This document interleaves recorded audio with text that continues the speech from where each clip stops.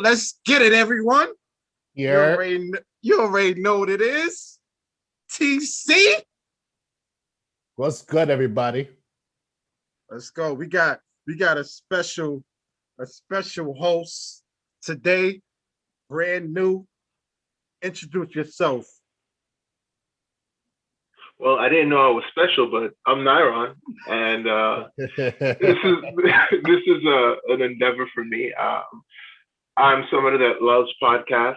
I'm somebody that loves literature. I'm somebody that loves politics, and I think I have a penchant for the spoken word, so that's why I'm here, and also to learn about different advocates for the Black community and different people that come to aid the Black community, whether it be through politics, through mental health, spiritual health. I'm here for it. So I'm grateful to be here. Let's go. We're welcome to have you. What's up? Well, not only for the Black community, but this going to bring value to everyone. So definitely. So Nyron, what we do is we're going to start an introduction. Introduction, we always talk about our ingredients, and health. Whenever we go to the grocery store, you flip through that back and you be like, oh, what's this? Okay, what's this say and everything? So we're gonna get it started. So I'm gonna share my screen, y'all. Okay. We about to hurt some feelings today. Man. All right. Sodium benzoate. Now we know we was going to talk about preservative last episode. We said we're going to talk about preservatives, TC, and now we're talking about it. Sodium benzoate, right? Now it is an added preservatives for soda, packaged food, and personal care. Got it.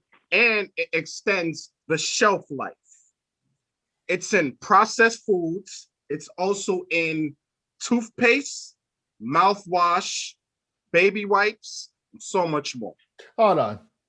You said baby wipes? Yes. Hold on. I'm putting a salt in my ass? Okay, sorry. Sorry. I apologize. Okay, go ahead.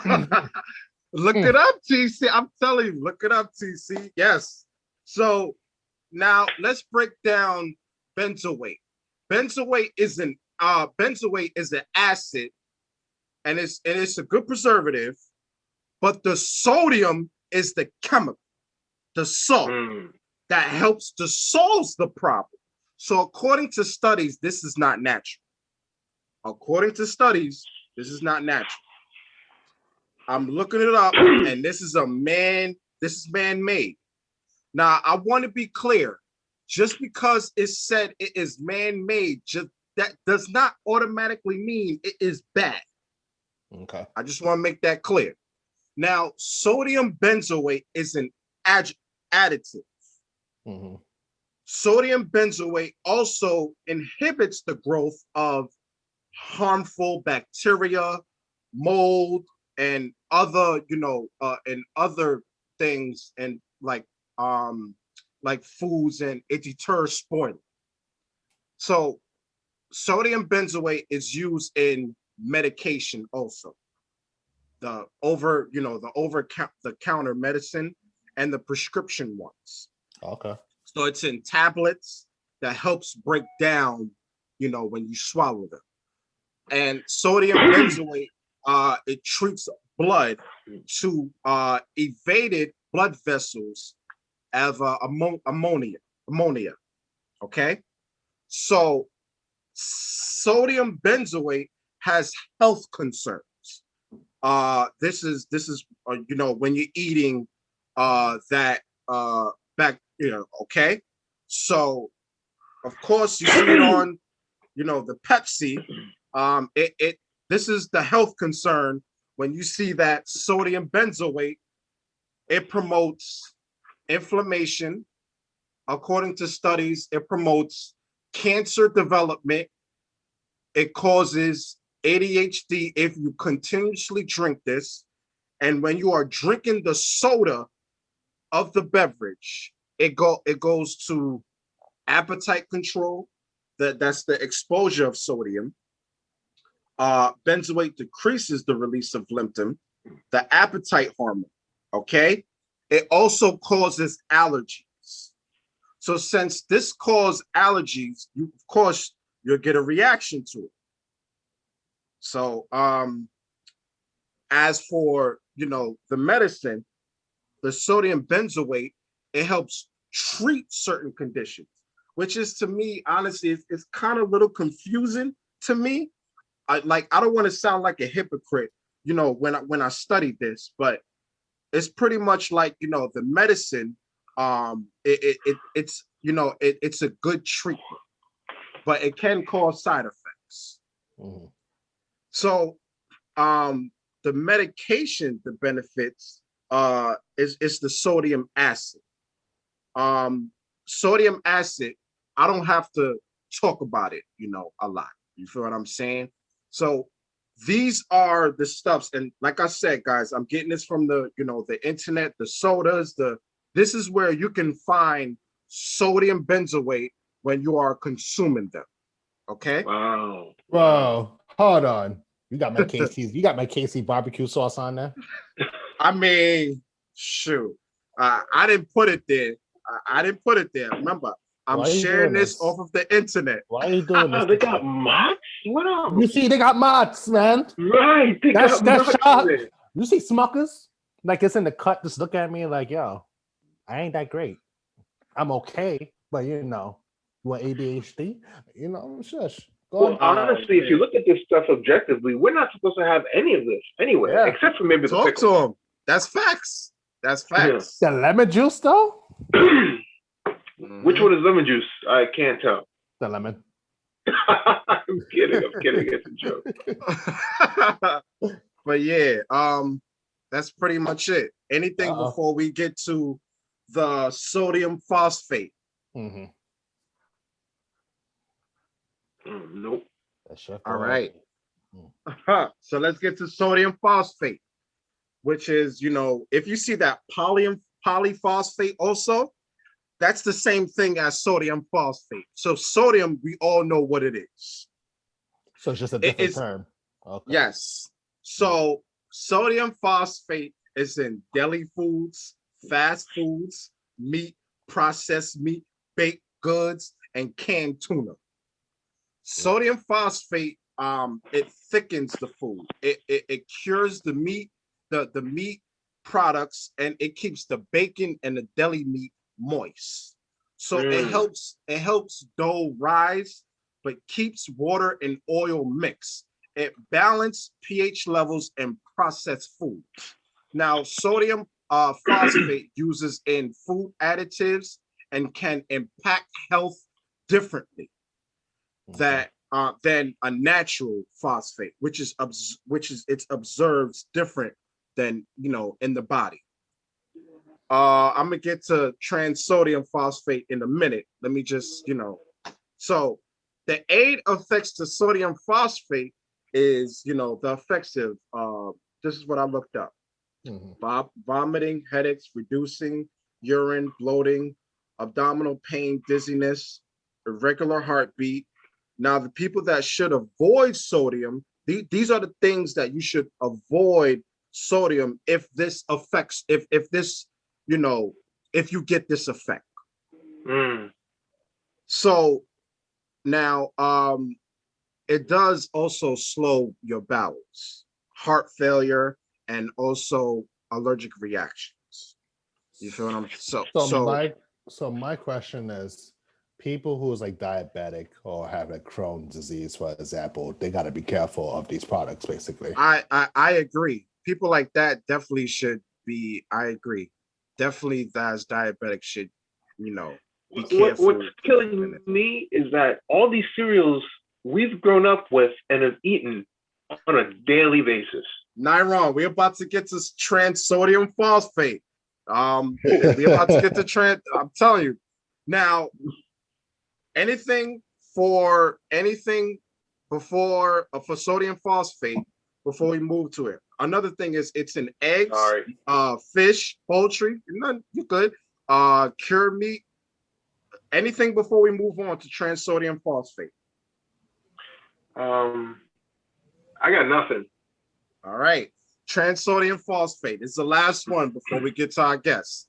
So if I ever see this in food ingredients, now Nyron, you could talk your okay. So Well, I'm now sorry, I jumped the gun. nah, you all good. You all good. But I'm gonna tell you this, right? I've ate some of this when I was young. That's a fact. Mhm. Mm-hmm. Cheerios, Fruit Loops, Cinnamon Toast Crunch, Honeycomb. the Mm. Cocoa Puffs, the Trisodium Phosphate, I'm gonna tell you, it's supposed to be a cleaning product.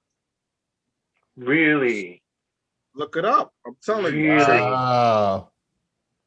Yeah, You it's serious? Trisodium Phosphate is supposed to be a cleaning product. Look it up. You could look it up So right you now. telling me? You could look it up right No, now. I just got one thing to say. You telling me I be eating my fabuloso Cheerios all this time? Okay, Wow. copy. Wow. You know, upon reflection, I just think it's nuts that we give children these foods as breakfast and then add sugar on top of it. Facts. Oh yeah, Facts. that's so true. That's so true. It's chemical. It's the chemical in it. Feel what I'm saying? It's the chemical. It's Trisodium phosphate is another food additives found in processed food, cereal, cheese, such as it's the Trisodium phosphate causes harm to your health. I'm talking allergies and health problems. So it contains sodium and inorganic phosphate, so which is found in high processed foods.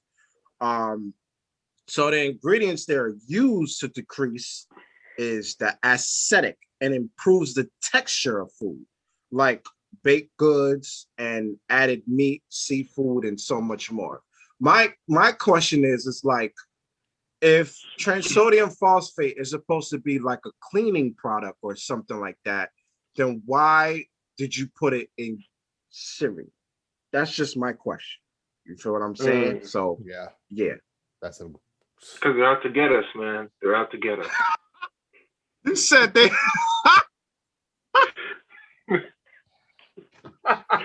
Oh man.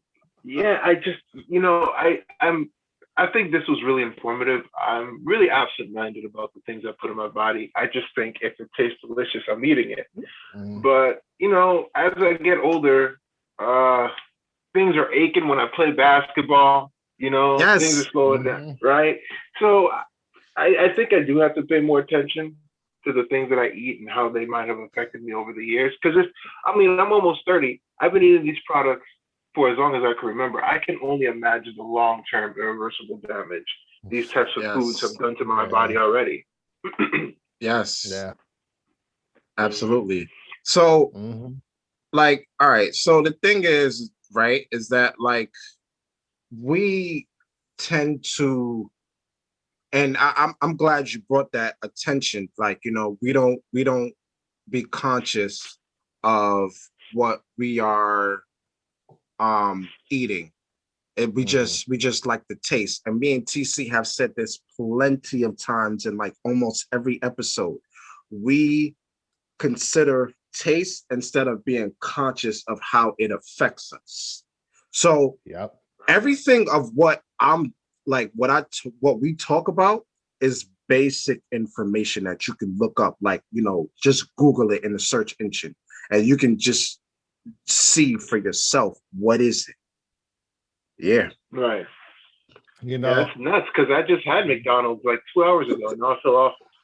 Hey. Like, think about it this way. We eat food like we watch a TV show. Facts. There you go.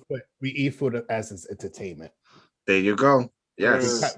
Yeah, absolutely. We got to kind of cut that out. We're not saying you can't treat yourself to some ice cream here and there. Facts. But don't make it your lifestyle just eating fast food and Cheerios and all that stuff all your life.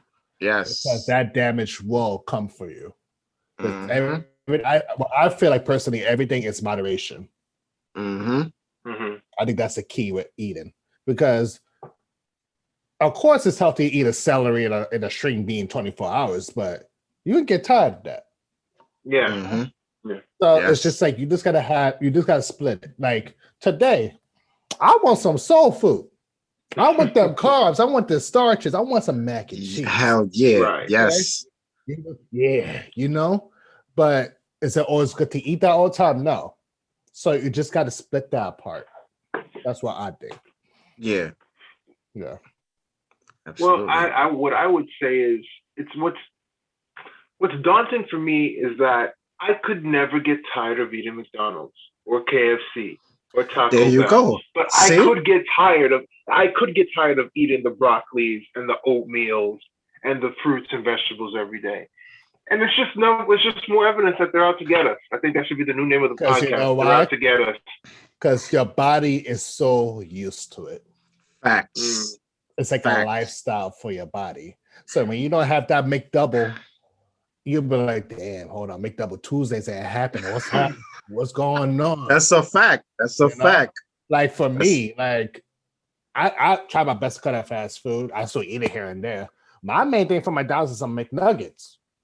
Oh my goodness. Man. Yeah, man. Those shots I be laying down night. I'm just like, shit, it's 3:00 in the morning. I can McDonald's give me a 4-piece real quick. Yeah. Right. And it happened many times. Woo. Talk about it. But it's all about how you gotta just balance yourself. And if you want to start eating better, I always tell people don't go cold turkey. Go slowly. Yeah. As time goes by, it's going to increase. You're going to eat better and better and better. And Yeah. Yeah, I mean, I've tried to limit myself to having just one meal. I've tried to have one fast food day. I can't go cold turkey. Sunday is supposed to be my fast food day, but even when I had my fast food today, I had a large fry, a fish fillet with a double quarter pounder with cheese. Large. I wanted everything large. You see what I'm saying? I know my heart is kicking my ass right now. I know my heart hates me. the cholesterol. Yeah. Right. Yeah. It's just all about breaking down, of what you crave. Like, like let's say Monday through Friday, like, what I do. Monday through Friday, eat healthy. And then Saturday and Sunday, I'll go all out. You feel what I'm saying? So yeah, it's all about that balance of what you want to do. So yeah. Like today it might be pizza day for me. Yeah. That's my guilty pleasure.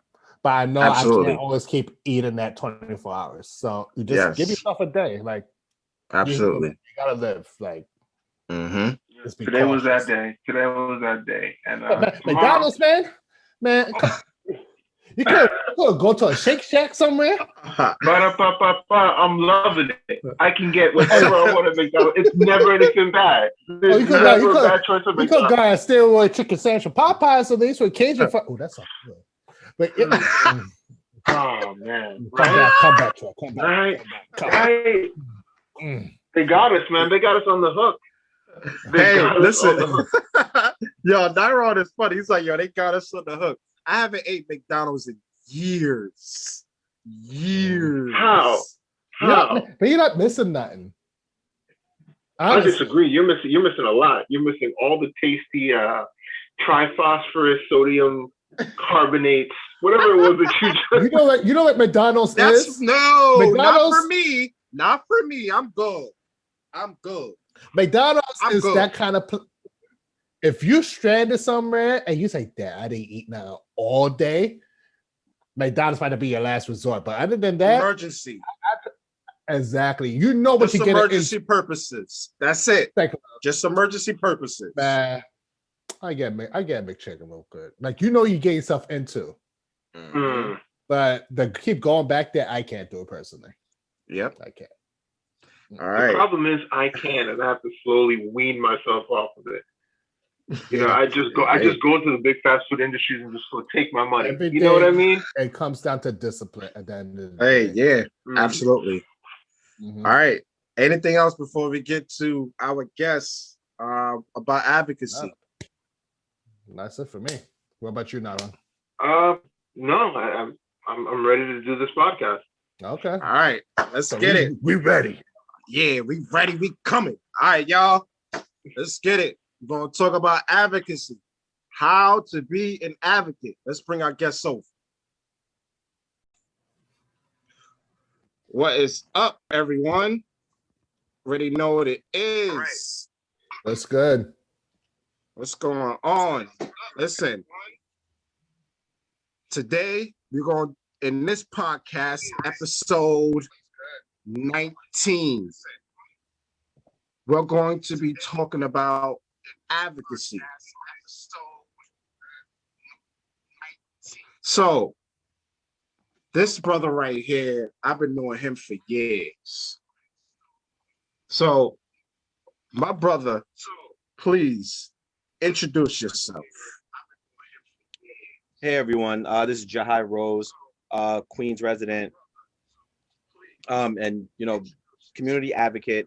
Try my best to do my part in the Southeast Queens area. Nice. Awesome. Jahi Rose, he is an advocate. I'm telling y'all, like he's been an advocate for years for the community and everything. And Jahi Rose, we definitely have me, TC, Nyron. We definitely have a couple of questions for you, and we know we're gonna drop gems on them to give advice to people. How can they be an advocate for whatever they want to, whatever they support? So my first question to you is, Jahi Rose, is if someone wants to be an advocate for something that they believe in, and how can they take the actions and the education to become an advocate? And you can talk about your experience for your experience to advocating for the people in the community. I would say my first experience with advocacy came from high school. I went through 3 different high schools, right? My first high school was in because I didn't go to school in Queens. I went to school in Brooklyn. So my first high school was Flatbush, second high school, East New York, third high school, Bushwick. So first 2 high schools really didn't have much drive to do anything else besides try to get out of high school, right? And when you don't have anything specific that you really want to get into, sometimes you get into trouble, right? So I got into more trouble in the first 2 schools that I was in, which ultimately led to me getting expelled and put into the third school. And the third school, that third school was Bushwick Outreach, and Bushwick Outreach gave me drive. They told me that if I was going to get my education, I needed to use that education to benefit my community. And then they explained to me why. They compared the doctor, the attorney, the dentist that comes from the neighborhood, has some type of buying and investment in the neighborhood and cares about a neighborhood, different from those that may not, that more see an economic need to be in that neighborhood, opposed to a need to make that neighborhood better. So before leaving that school, I promised I would take my education and use it for something that would benefit my community. My first advocacy opportunity was when 32 young people from the school that I went to after I graduated, 32 young people from that school actually were going to a funeral for a young man that got killed, and they ended up getting arrested on their way to the funeral, headed to the train station. They call themselves a Bushwick 32. That was the first time I ever had an opportunity to participate in a rally, in a protest. First time I met with individuals that were like-minded, that really said, you know what? The issue at the time was police accountability and fighting against police brutality. So that was my first opportunity to say, you know what? I want to be involved in something. The call was made, let me go out. Now, I'm not advocating for anything yet. I'm just getting involved in something because I believed in it. Then I went to York College, and in going to York College, this was around the time that Sean Bell was shot with the hail of 52, was shot at with a hail of 52 bullets. And then from that point, my energy became really fixated on being an advocate pertaining to police and community relations and police accountability. The individual that wants to be a part of that discussion, I would encourage them to be a part of the discussion. When you walk into that atmosphere, you have to be able to find individuals that are like-minded, individuals that already have an understanding at stake and what's taking place. And sometimes you just need to sit back and observe what points they're making, what energy they have, how they're coordinating. Because in being an advocate, one thing you're definitely going to need are friends. You need individuals that are like-minded, that are going to be able to say, you know what, we believe in this as well. It's easier for you to be able to attack an issue with a significant number of people than for you to try to attack it on your own. So the first piece of advice would be something that you think about, someone has likely thought about it already, find those individuals, communicate with them, organize with them. Okay. Now, I have a question. Okay. What is your definition of advocacy? Good one. So my direct definition of advocacy is when you want to enhance something that you believe is not up to a level of the level where it needs to be. When you're willing to put your energy behind it, your research behind it, and fight for policies and legislation that's going to be able to then bring it up to the space where it needs to be. There's also a concept of advocacy for social change, which means you're really just changing the mindsets of individuals in a very specific group. But when you put your energy, your time behind that effort to be able to make that change, that makes an individual an advocate. As long as they're outspoken about it, as long as there's action behind it, then that would make you an advocate. Now, somebody that is an advocate for the urban community, is there any unique challenges to Black advocates for other causes wouldn't normally see? So Now- if you're, Hold on. Hold on, Nyron. Nyron, Yeah. before you get hype. Nyron get hype right now. But All that right, broke up Nyron. right there. yeah, it broke up a Yo, little bit. yeah. Hold on, Nyron. You about to get hype real quick. All right, let's give TC a chance. We're just gonna go in circles. We all gonna get a chance. Yeah. Yeah, the ahead, connection is kind of fuzzy this now. Yeah, so part of the question started to break up. Yeah. Because now you finish what you were saying before Okay, I go. yeah. Yeah. My question was, are there some unique challenges as a Black advocate for the urban community that you might face that you don't think other constituents that are advocates wouldn't? Yes. Well, let me say this differently. Yes and no. So the yes is there are very few other communities outside from the Black community that really put any energy behind advocating for, but I believe that some of the same problems arise in some of the same areas, right? It's that people get consistently comfortable with whatever the status quo currently is, right?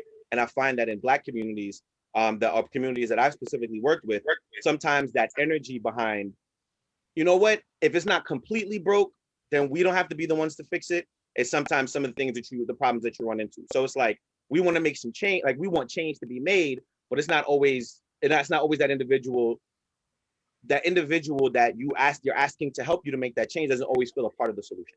And I think you run into that for the most part in most communities, but I've run into that significantly in the communities that I've worked with. So an individual may say, we need to make sure that we have more Black-owned businesses, but doesn't want to support Black-owned businesses. You get what I'm saying? Mhm. We need to make sure we have more young people that are participating in programs, but no one wants to. Very few people want to volunteer to be a part of a program. That part becomes like pulling teeth. Like you kind of have to convince the community to help you benefit the community. And I think most people run into this. And I think the thing that makes it a little bit more difficult, not only with communities that are African American or Black for the most part, but communities that don't have the money, right? When you have an economic issue where individuals have a priority of, I'm gonna go to work, keep my head low, and make this money, take care of my family, you may likely to run into more people that's gonna say, you know what, that becomes a priority. And if that thing that you're talking about doesn't impact my money, then why is it worth my extra effort? You know what I'm saying? Because it's so hard to maintain the current ship that they have. Some individuals, when it comes to changing some of these things, may feel like the job that they have may be impacted by it. So like if I work in a job that's publicly facing and I'm out there protesting and riding with the people, that might impact my ability to be able to maintain that job.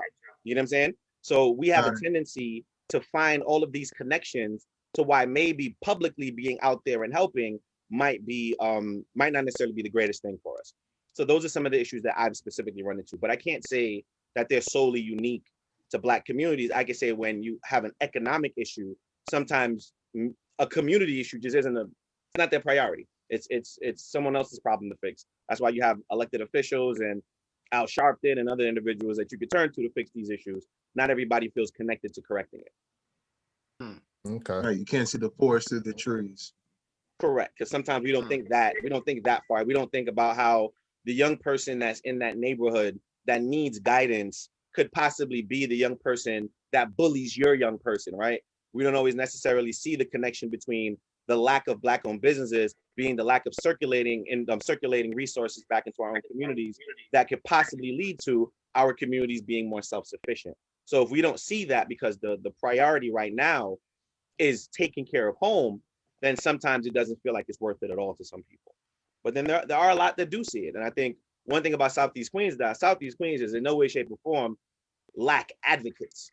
I think, they have a lot of advocates in Southeast Queens. I think what happens is that sometimes they don't always have the community support that they need to be the loudest advocates, but they're advocates. There are tons of advocates in Southeast Queens. Okay. Okay. 100. Let's go. I think that's so true for what you just said. Yeah. One of my questions is, especially around last year where Black Lives Matter was happening, how did you handle like putting your voice out there, letting people know that our lives matter and how can we fight against racism?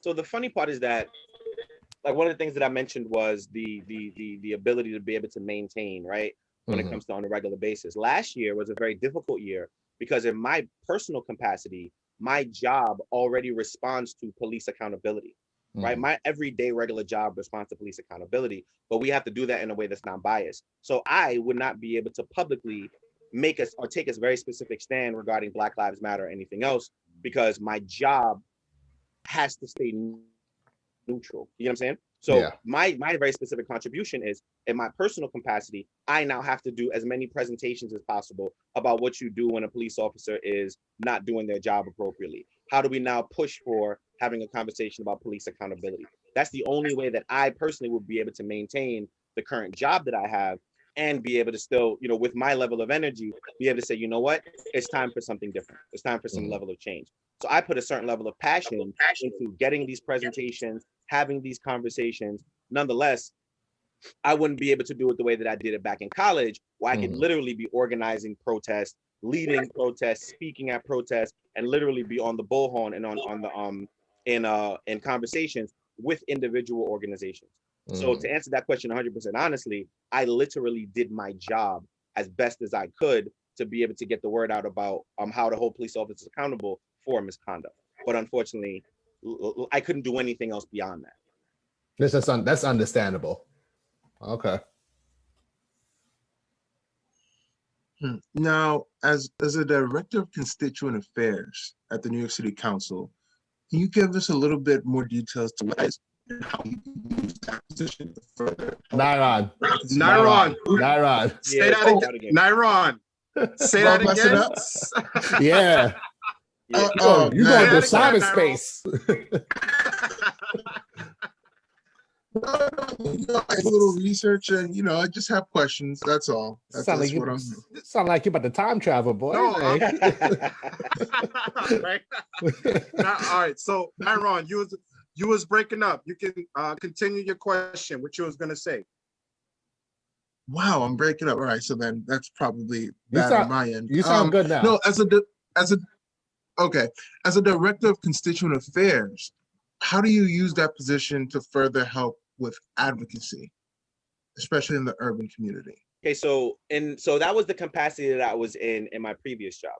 So in my previous job, I worked for the city council as a director of constituent affairs, and the overall energy was we take in complaints, right? As we take in complaints, we see these systemic trends, right? So every winter you may see one specific thing. Every summer you may see something different. The good thing is that the council member that I was working for was very grassroots, very on the ground. So in that case, we should take some of those issues and be able to turn them into some level of systemic change, where we would connect with fatherhood programs, connect with organizations, and use that to be able to advocate for very specific types of treatments from the government to individuals that live in the city of New York, but mainly to address those that live in our very specific district. So let's say, for case in point, we worked out a program when I was working for the city council for single fathers, right? With an organization, with a couple of fatherhood organizations, one being Furthering Fathering, another being Faith, Fathers Alive in the Hood, where there was a certain level of advocacy for fair treatment of fathers that were making an effort to pay child support, right? For there to be a certain level of resources handed to individuals that may have had some economic problems and needed help being able to find financial assistance, finding work training, and being able to, for the most part, sustain so they could be better fathers. One thing that we have a tendency to do as individuals is that we have these trends that run themselves, and then we have a tendency from time to time to forget about the holistic picture, right? So case in point, one point in our lives, we were like, our girls need some more attention, right? Then we gave them more attention and forgot about the boys. Then we go back to the boys and forget about the girls. Like then we forget that, you know, our youth are our youth and they need guidance, right? So for a long time, we spent a lot of time saying we need to enhance our parents. We need to enhance our parents, focusing mainly on single mothers, then forgetting the fact that there's still a thing as a father and or single fathers. So what we did is we just bridged that gap. We said, let's find a way to be able to balance out some of that conversation so that our fathers could meet the level of excellence that we want, and that they could be in their children's lives as much as possible. So that was an example of one way that we used being working in a government office to be able to kind of find some level of advocacy so that we could provide resources for those that needed it and be able to lift the level of involvement of a father in their child's life by matching the resources that they need to be engaged in their children's lives holistically, whether that's socially, whether that's economically, collectively, just being there. Okay. Yep. Yeah, it sounds like you made a real impact with your position. Yep. Definitely. If any of you guys is on Facebook Live, please mute it. I can hear it. I can hear it in the background. So yeah, no. all right. Naron, it looks like you fired up with questions. I mean, all right. So let me ask you a question, Jahi. So everything for what you're talking about, what was the ultimate, your ultimate goal overall of advocacy? So in advocacy, what I want to see is, all right, so I was born in Southeast Queens, right? And I moved to we moved to East New York, Brooklyn. Then I ended up ultimately moving back to Southeast Queens. What I noticed between both neighborhoods is that it felt like there was a difficulty in having an equal voice regarding resources. To some extent, finding sustainability in your own community. And that's collective sustainability. So my ultimate goal in doing advocacy is finding that sustainability, finding that thing that puts me in a position to say, I could live in a neighborhood that was considered historically a bad neighborhood, raise my children in that neighborhood, and not feel the need to leave once I get a little bit of change in my pocket. And that's what I ultimately ended up seeing as a young person growing up in East New York specifically, because once you got a little bit of bread, you was out. It just is what it is. Even 50, when 50 first came out, he made a statement. He said, F the hood, right? And then somebody put a mic to him and said, why'd you say that? He said, because it's a horrible place to live, and I don't know anybody that wants to live there. I would want to change that narrative. East New York should be East New York. South Jamaica should be South Jamaica. Far Rockaway should be Far Rockaway. You should feel comfortable in living there, raising your children there, and dying there if necessary, as long as you feel comfortable, as long as that neighborhood provides you with what you need. In advocacy, you want every neighborhood to be able to provide that individual what they need in order to grow and have a family. The problem with a lot of neighborhoods that we have now is that something's missing, right? The neighborhood may be violent, the neighborhood may be lacking economic opportunity, there may not be educational opportunities. My advocacy, I hope to find this thing or this groundswell that will allow people to say, you know what, we can build that. We can fight for that. Why? Because this is our home. This is the space that I've kissed my first girl at. This is the space where I've made my connections to, the place where I shot my first hoop. You get what I'm saying? Those individual connections, you don't want to lose that because you're scared. And you don't want to lose that because you've lost so much. You know what I'm saying? So in that being the case, my advocacy, the ultimate goal is to find sustainability. I think the difference between me and some other advocates might be who I want to bring about that sustainability. Some people may want governmental assistance. I'm more a fan of people power. And that being the case, my direct ask of members of the public is to be a part of that change very directly and very intimately. Okay. Okay. So hold on. Before Nairon, your question. Can you talk more about what you said? You're more of a people of power. Can you talk more about that, please? And how can people benefit, like, that's watching this right now for our listeners? Like, what can they do? So people power pretty much just means that you want the general public to be the solution, right?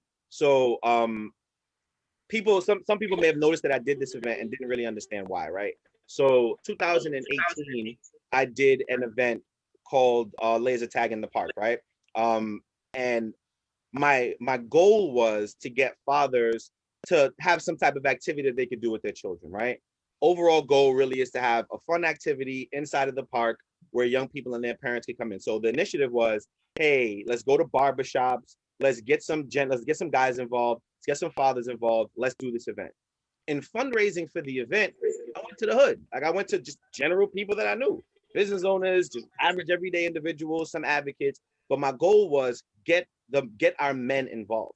When you look at the Southeast Queens power structure, our women are very, very, very, very, very, very, very vocal. They're very out there. They're doing exactly what they're supposed to do. Unfortunately, sometimes it's lacking our participation. So my energy was, let's show an event that has the face of these guys in it, doing something that pulls men into a space to be more present with their young people. So on the flyer, I had all of the men that donated money towards the event on the flyer itself. So these individuals were what I call the Omega Laser Corp, right? Mm-hmm. That, in my opinion, was showing people power. These individuals, without any help from any government institution, were able to pull together the money to have this event for these young people. The money was completely raised without me having to go to any elected officials or any organizations to be able to get it. That's what I mean by people power. I want individuals to feel so connected to it, because that investment, I think Martin Luther King said it the best. Individuals, people that do not feel connected to their society will ultimately destroy their society, because there's no connection, there's no buy-in. I want the general public to have buy-in. So the difficulty with that is that when you have an individual, where you have to go off of donations of $100 here, $10 here, $15 here, I need 2 people to volunteer here, 3 people to volunteer here. That means that you need 1,000 people to do something that possibly, given different resources, maybe only 100 people would be necessary to do. And that's what makes this process that much more difficult, because it requires more reaching out. It requires more effort. It requires more on the ground. It requires more relationships in order for you to be able to make that work. But I feel like that 1,000 people that had that buy-in are now going to feel connected to making that situation the best that it can be, to making that area as best as it could be, because they're like, I took all this time to do this, or I put in this money to do this, or I put in this effort to do this. Therefore, now it needs to be done right, and it needs to be sustainable. So that's what I mean by people power. I want more people to feel connected to the solution, and I want them to own the responsibility to feel connected to the solution. And Come on, Jahi Rose. I completely agree with you saying, because it's best to get the people from the community to make a difference, because when other people see that, they'll be like, okay, you know what? If that person could do it, I could contribute my own power to it also, instead of seeing like, let's say the city or the government try to do something. Because, you know, when we hear government try to help us, we're like, are you sure? Like, what's your motive, you know? But seeing your neighbor, it's like, it's a powerful thing, especially like you're saying, it's good to see more men in our community, because to be honest, where I live now, Rochdale, South Side, we barely see any men there for the community, for the children. That got to change. Absolutely. And I want to continue that for what you're saying. Look at Texas right now. Oh. If you look at Texas right now, if you look at New Orleans when they had the flood, I just, like, for what Jahi Rose is saying, I want you to look at things. Did the government actually help neighborhoods and people? Just do your own. That's like when you do your own research for what are they actually providing? Because the whole purpose originally of government was to help people. Sorry. So originally, so you have to really like ask yourself, or not even ask yourself, but like these are things that comes with like when he's talking about people power. You understand what I'm saying? So yeah, let's touch on that. So yeah, go ahead, Nairo. Well, before I say anything, is my audio clear? Naira, you're time traveling again. Control your time powers. traveling again. I Control don't know your what to tell you. powers. I don't know what to tell You're you. not an Avenger, okay? I wish I knew what to tell you. I'm so sorry about my mic. My question. Whoa, bro. You know what? Yeah, give it. You might want to give it just 1 second and then try again. Nairo, give it 1 second, and then see if your connection, and then try again. All right, hold on. You know what? Let me try connecting using my headphones. Maybe that. When you're jogging, you're out of breath. That's what your computer's doing. Okay. That's what my computer. That'll catch his breath real quick. All right, so and I love your questions. So I really want to hear them. all right, so as we wait for Nairon to us back, so I wanna you know what? Let me just ask just Nairon. Let me know. Just cut me off. And let me know if everything is all clear on your end. But I'm gonna just ask Jahi Rose question, and then after that, you're gonna jump on to it. So Jahi, does advocacy require a skill? I think with advocacy, you kind of get in where you fit in, right? If you're gonna be out front, then yeah, there's a few skills that you want to make sure you have, right? One thing is definitely communication skills. It's really difficult for you to advocate for something if you can't communicate with other individuals, right? Because you then the power of persuasion, right? So you need communication skills that lead to the power of persuasion, and then you need to be able to grasp the topic that you have some level of interest in. So when I did my first event at York College, it was called a Peace Enforcement Awareness Rally because of the tension between the police department and the general residents of the Southeast Queens area over the Sean Bell shooting. At the point where I did the work that I was doing, it was right after the police officers were acquitted of killing Sean Bell in the murder case. And we were between the time period of them being acquitted and then them being charged in a departmental hearing within this police department. What I had to do before I got in there and started having conversations with members of the public, I literally had to buy the police patrol guide. Okay. And in buying the police patrol guide, I now had to read through every aspect of the police patrol guide that dealt with how those police officers did the job that they were doing during that time period. Find the points that may have been wrong in order for us to be able to say, this is where you were wrong. However, we understand that you guys are handling this internally, but you could understand now why we're hurt. Because it wasn't only wrong from our perspective, but your own book should have showed you that you weren't supposed to have done this in the fashion that you did it. And it's one thing for you to be able to listen to news reports and everything else, but it's another thing for you to be able to pull out this thick book and be able to say, subsection 3 of this book indicates that is not something that you are supposed to do. That's a certain level of notoriety that you can't fight with, right? This is your book. So it's the energy in my case was using an individual's policies, procedures against them in order to say, you know what, we need change, we need something better, we need something different. So I would say those skills that you need is you need patience, you need communication skills, you need the power of persuasion, you need organization skills. And in addition to that, you have to be able to really sit down and be able to have study skills. Those study skills really have to put you in a position to say, if I care about this enough, I have to research it because I don't want to be caught off guard by somebody telling me I care about this, but guess what? You didn't read this section and you don't know that section, because really you can't lead people and advocate for something that you don't have as much knowledge on as you should. You know what I'm saying? So those are the typical skills that you would need in order for you to advocate for something. To become an advocate specifically, really just people skills. People will literally follow someone that they trust and they believe in, as long as they trust and they believe in them. It just is what it is. And you could find something that somebody else believes in. It just is what it is. So that's just a difference between being a genuine advocate and being just somebody that people follow, is that the research and the level of energy you put into understanding what you're advocating for has got to be pristine. You have to really know what you're talking about. You have to find all the loopholes that everybody else has found, and maybe even some more, because what an advocate is always going to have is somebody advocating against whatever they're advocating for.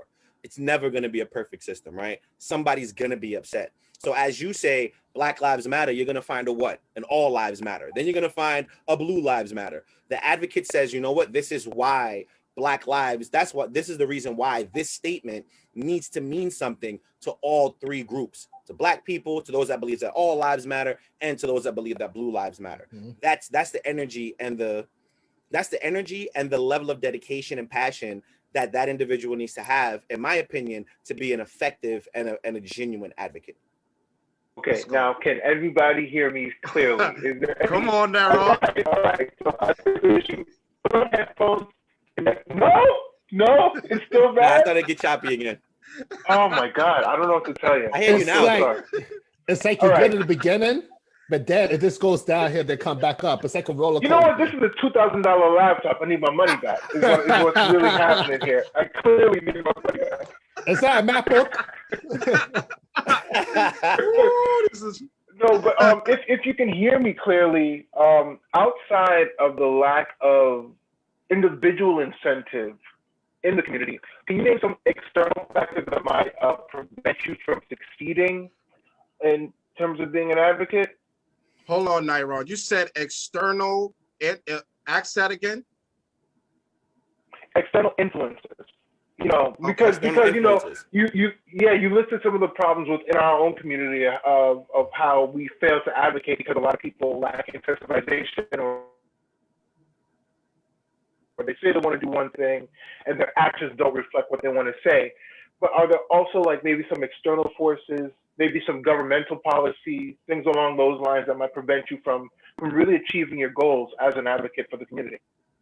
Yeah, I would say yes. So I would say the only external things, because remember, an advocate is only taking information and arguing back that something needs to be changed, right? So you're always going to have this policy that you're advocating against that needs to be changed, right? So let's say for instance NYCHA, right? In New York City Housing Authority, when you make a complaint about a New York City Housing Authority issue like maintenance, that problem goes to NYCHA directly. When that problem needs to get corrected, there's no oversight above NYCHA that says if you don't fix this, something is going to happen. There's some type of external entity that's going to hold you accountable for that, right? Opposed to, let's say, living inside of a development that's not public housing. If I live inside of a regular house with a landlord and I say, hey, landlord, fix my let's say fix my faucet, right? They don't fix my faucet. I could go to HPD, Housing Preservation and Development, and they would say, hey, landlord, fix this faucet. If they don't fix it, HPD could literally send a contractor to fix it for me and bill the landlord. You know what I'm saying? In that type of space, I'm clearly going to be advocating that NYCHA should be held accountable to the same standard, because people in NYCHA deserve to have their apartments fixed in a reasonable time as well. And there shouldn't be less accountability on NYCHA when they have the most residents. You know what I'm saying? So there's always going to be some type of governmental policy that's always going to impede your ability to be able to get what you want. But in the sense of being able to pull people together and organize, I would say sometimes individuals fear the backlash from that agency. So let's say I want to rally 3,000 NYCHA residents to go at NYCHA directly in the city of New York for them to be able to get this change legislatively. Individuals might feel, you know what? Oh man, I got an extra person living in my apartment. I don't want NYCHA to come in and kick me out because I may have violated this NYCHA rule. I haven't paid my rent. I'm about a month behind. I don't want NYCHA to come in and kick me out because I'm a month behind on my rent. You get what I'm saying? So those are some of the things that individuals may take into consideration when it comes to organizing, because we just fear that the government has so much power, that these external powers are so much greater than ours, that it's then going to make us individually hesitant. But in my personal experience, I haven't seen like I'll jump out the window and go do something, and an external factor is like, yo, bro, you better stop, otherwise there's going to be problems. I haven't run into that problem personally. Not to say it doesn't happen. I think the closer you get to more sensitive issues is the more individuals may be receiving those phone calls. I know politically things like that may happen, but I can't say it's ever happened to me. Got it. So I wanna touch on to add, like I want to go back to when you said about the patrol guide, right? So how can people, and this is for the people that, just in case if they get, approached by police, how can they, research or look up to the patrol guy, whatever city or states? Because we do have people that's in the Pacific time and the California, the specific, I'm sorry, the Pacific time and Texas time, listening to this podcast right now. So I can speak for the city of New York. I really am not certain how the process works in other states, but I can say for the city of New York, the police patrol guide is public now. Like when I had to use it, it was 2007, roughly 2007. Yeah, it was 2007 when I had to physically go buy it. I had to buy it from LexisNexis, and it was a physical copy of it. Now everything is digital, so you could just go onto the NYPD's website, go to the page that says police patrol guide, and there's a digital copy of it, and you can get it. And the easier thing about the digital copy is that it turns into a PDF, and you can literally press Control F to find whatever you want to find in the patrol guide.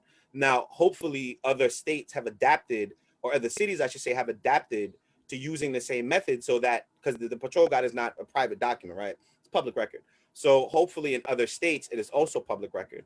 But each individual city and state has different ways that they handle the release of information and what's considered public and what's not. But a patrol guide for an individual city, I can't imagine why something like that would be private or not susceptible to public record. Yes. Okay. Yeah. I'm seeing it now. Seems like you have to Google it, or just like you said, you have to buy it.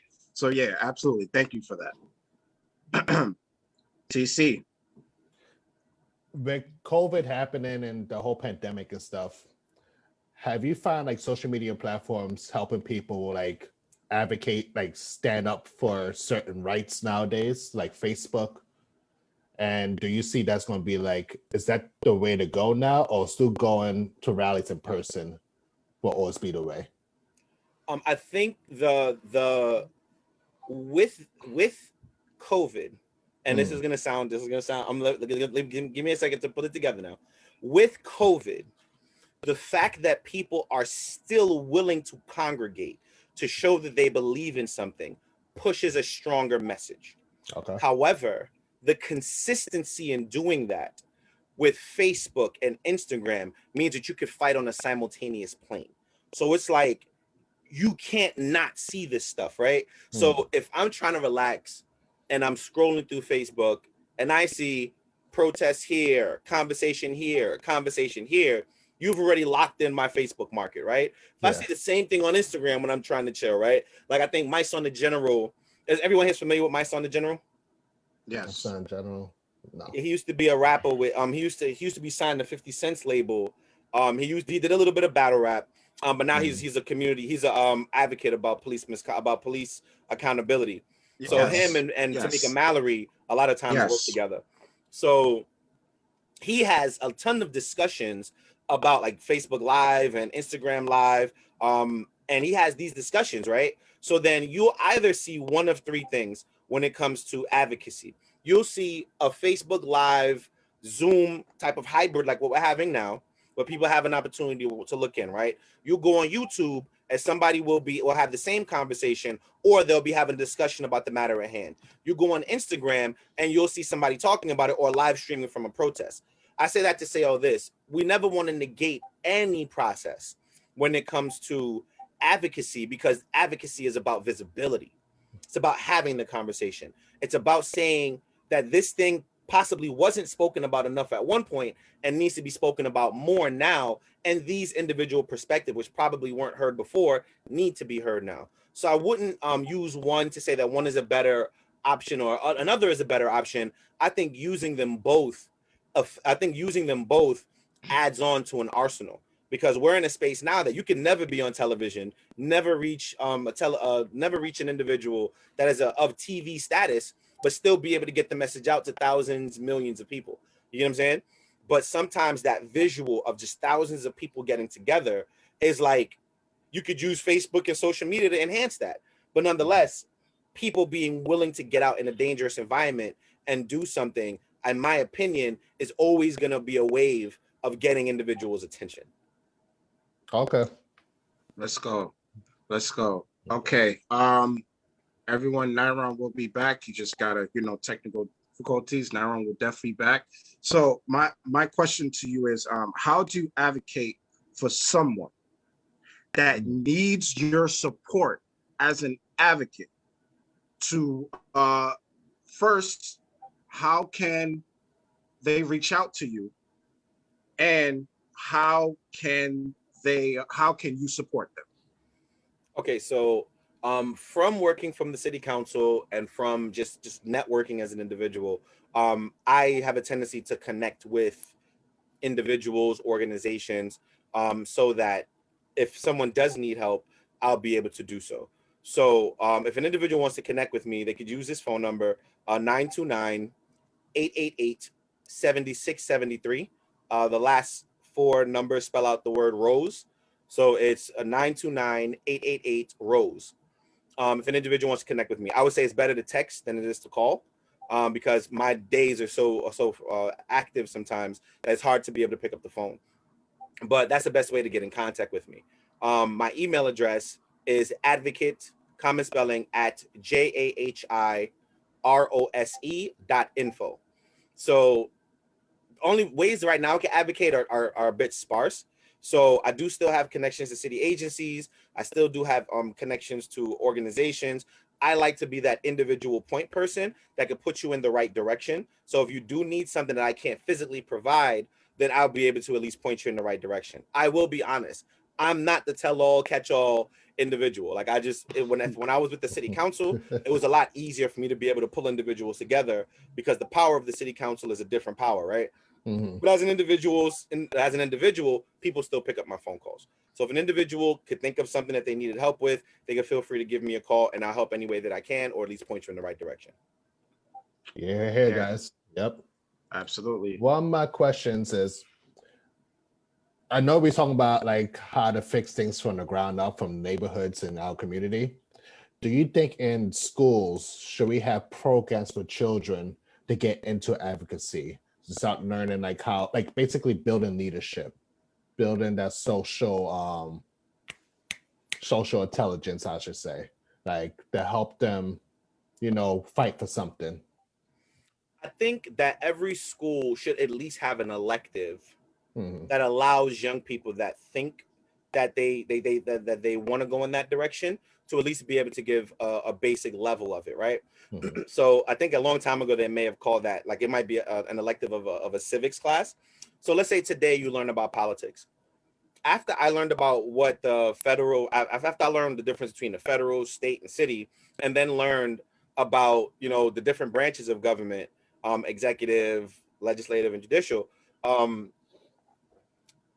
I didn't know anything else after that. So now when it came to participating in elections and other stuff, now when I start participating and getting individuals elected, the process of choosing an elected official, I don't know anything about petitioning. I don't know anything about what it means when you go to the ballot box. I don't know that a primary is where you vote on your party, and a general election is where you actually vote down party lines. I don't know any of that stuff. Mm-hmm. So I think there should be individual electives that if they're going to teach you about the different levels of government, they should teach you how that's practically used. They're going to teach you about the fact that community boards exist in a community. They should teach you about how they're used and what role they play in the city of New York. And if they're going to teach you about accountability, there should be a notion of how does that accountability become practical? How do individuals engage in making change in their individual neighborhoods if there's something that they don't agree with policy-wise? So I do believe that young people should be educated with it, but I think it's so many different factions of it that maybe it should be an elective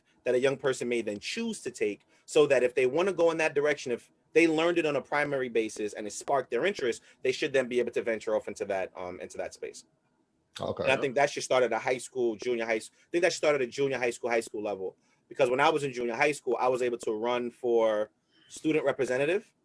So if you're able to run for student representative, you should be able to be taught how to advocate for people, right? So I think from a junior high school level, coming into a high school level, those should be electives that are offered to young people. I agree with junior high school, especially because at that age, you start to get your own identity, you start to discover who you are. So I think that's a perfect age group. Yeah, I agree. Let's go. Let's go. Come on. Nairon, you on mute. Naron, you're on mute. You on mute. Unmute him.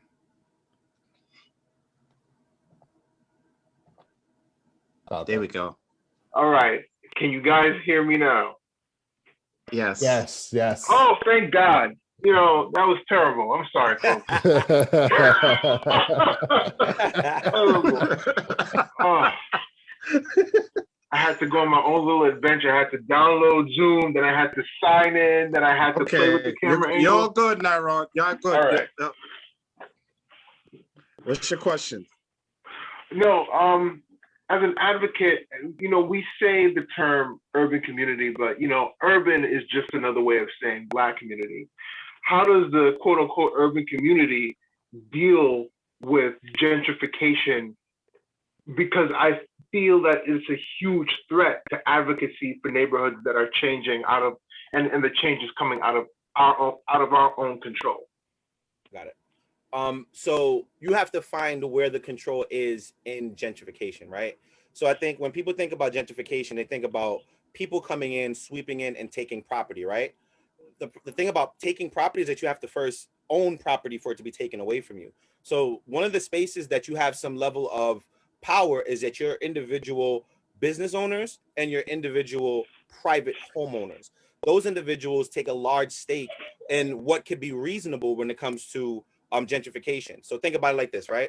You have a local, let's say you have a juice bar, right? Let's say a juice bar, right?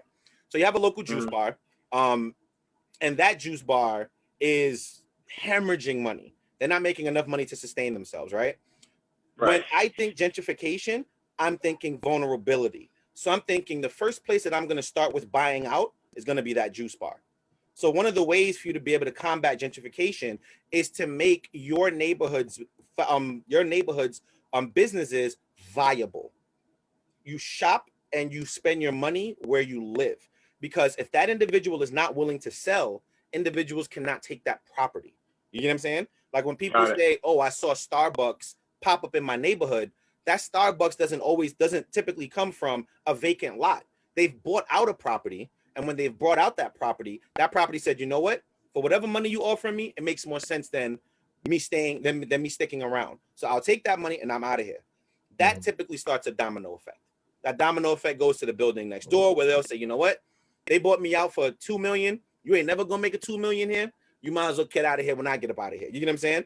Though there are advocates that live in your community that would advocate for these individuals to sell out and leave. And I don't mean sell out in a derogatory sense. I literally mean sell their businesses and leave. You get what I'm saying? So that's one aspect that we may have some control over when it comes to fighting gentrification. Support your local businesses. Let them feel appreciated. Let them feel that there's nowhere else that they could possibly go to that they're going to feel the love and get the economic growth that they can besides here, right? It's one thing. Two, your business, your private owners. You have areas, and I don't know how many people know this, but if I take up, let's say I live on a corner property, right? Everybody's property on my block is roughly, let's say, $500,000 a piece. If I sell my property to an investor, and that investor now builds that property larger than what we're used to, that property now is more expensive than what we're used to. Everything in that area, all the property in that area, the value of it increases. When that property increases, property taxes also increase. So now when my property taxes might have been, let's say 17, let's say 12, let's say $2,000 a year, my property taxes can now go up to $2,500 a year or even $3,000 a year, because now the overall value of that block has been increased by that one individual selling out to not another family, not somebody's going to keep the viable structure of that neighborhood, but to an investor whose literally overall goal is to just make money off of that property. That individual has an ability to say, "You know what? I'm going to hold out for a little bit and wait to sell to another family, because I want to maintain the integrity and the culture of this specific neighborhood as this type of neighborhood." You get what I'm saying? There's other things. So those are some of the things where if I was going to advocate for gentrification in the sense of how to stop gentrification in my neighborhood, that's where you find first. You find those spaces where you have some sense of control over first. Then from there, the other things are just fighting the things that don't make sense. So there's certain aspects of gentrification that you really just have no control over. So when certain powers that be have the tendency to make your neighborhood less safe, or they make your neighborhood less desirable to those that currently live in it. Unfortunately, those are the things that you're going to have to fight against, because they will do those things without your permission. You know what I'm saying? So some people may not, what they call negative land use. So if you have negative land use in your area, let's say a waste transfer station, right? Waste transfer station, they bring garbage there, they compress the garbage, they and then they take it somewhere to be processed, right? Or sometimes it even gets processed right there. If that's something that you have a proliferation of in your neighborhood, then that's something that you probably want to fight to make sure that you don't have too much of it, because people in your neighborhood will more likely want to leave that neighborhood because of the negative impacts of that negative land use. You know what I'm saying? So I would say start with the things you have some control over, then work your way to the things that you may not have control over, and that's what you need to specifically fight against. You know what I'm saying? So that's some of the ways that you'll be able to, as an advocate, those are some of the spaces that you could fit in, you could get in where you fit in, because it might not matter to everybody to make sure that their businesses are socially viable, but it may matter to you that you have a waste transfer station in your neighborhood. You know what I'm saying? It may not matter to some people that people are selling to investors, but it really might matter to you that you are a business owner and nobody shops at your spot. You know what I'm saying? So you get in where you fit in, what that's considered. For the average advocate, I would encourage advocates to support other advocates, but try your best not to take the lead just because you have the loudest voice, especially if it's something that you don't have a concerted passion for. If you have, if you're comfortable with saying, you know what, Diamond is better at fighting to get rid of negative land use than I can. Listen, I will hoorah with Diamond behind him and push his agenda, because he's the passionate one about that agenda. You know what I'm saying? But you have to find those components of gentrification that are allowing your community to be vulnerable. Support the things that you can and fight against the things that you can't.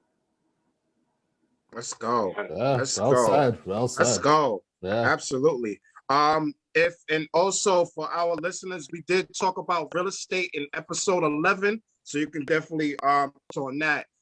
So for Jahi Rose, right? So for what you're saying overall, we need to gentrify our own neighborhoods in order to take control. That way we don't have to complain about others outside of our community gentrifying our own neighborhood. Is that overall what you're saying? Yeah, I wouldn't use the term gentrify our own neighborhood, but yes, you support your own neighborhood, because when an individual thinks about gentrifying a neighborhood, they're thinking specifically about vulnerability. That's why, if you notice, neighborhoods that are already economically viable don't get gentrified, right? There may be a little cost of living increase, but that's typically across the board.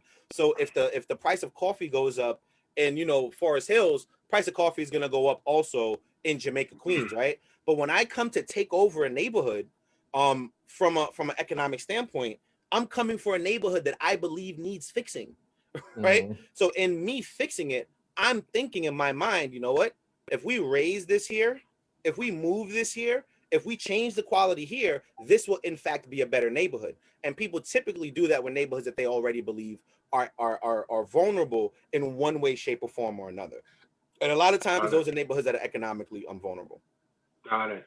Downtown Brooklyn was like that back in the day. Yeah, I used to work downtown Brooklyn. Downtown Brooklyn was yikes. That's right. Greenpoint, all those areas, and look Fulton. But my problem is, I might not necessarily have a problem with gentrification. My problem with gentrification is the passage of ownership from African Americans to non-African Americans, and then thus the influx of people who don't look like us in our own neighborhood, sort of dictating the new changes in the neighborhood, and it leaves us feeling displaced. And as an advocate, I know you already answered the question about how you can address it, but what steps can we take right now to prevent that happening in other areas that we could see are probably prime spots for gentrification? So I would say it's really economic viability. So the reason why we typically feel displaced in those type of environments is because we are priced out, right? On average, it goes from us having what we feel, let's say, percentage of control, right? We may feel like we have 70% of the control, and then nothing becomes price-wise, nothing becomes reasonable to us, right? In order for us to take care of our children and be as viable as we were before, we're now using 90% of our income opposed to the 30 or 40% we really should have been using, right? When somebody else comes in and says, hey, you now have to pay, $10 or $15 for a sandwich, when you're used to paying $10 for a sandwich, or when you're used to paying you're used to paying $5 for a sandwich, that person controls the narrative for those reasons, which is the reason why we feel displaced. So those conversations literally start with your businesses, right? So which is the only reason why the way that you could kind of navigate that conversation away from that is by controlling your businesses now. Start businesses, encourage businesses, encourage individuals that like me, Cash, and Diamond and Distinguished, and Sin did an event last year. It was last year, it was a year before last. Encouraging I believe it was the entrepreneurship, year before. right? Yeah. Yeah, it was 2018. Yeah, I was there for that. I was there for that. Right. So in Yes. encouraging entrepreneurship and pushing individuals to be business owners, that's how you fight back to have some viability in the conversation. Because literally all gentrification is literally taking a community and making it too expensive for another group to move out, therefore forcing them out of it. So whether that's rent expenses, whether that's how much you cost for your general essentials, which would be food, shelter, so forth and so on. When you make those things too expensive, you don't got to take a gun to ask people to leave. They'll just leave. They're just gonna book it, right? So that being the case, you gain some level of power in that conversation by still being able to say, you know what? I don't care how much everything else went up. It's $10. It's $5 for a sandwich. I need to cover my cost of living. Let's just make it $6. This coffee that these people are selling for $15, I'll sell it to you for $8.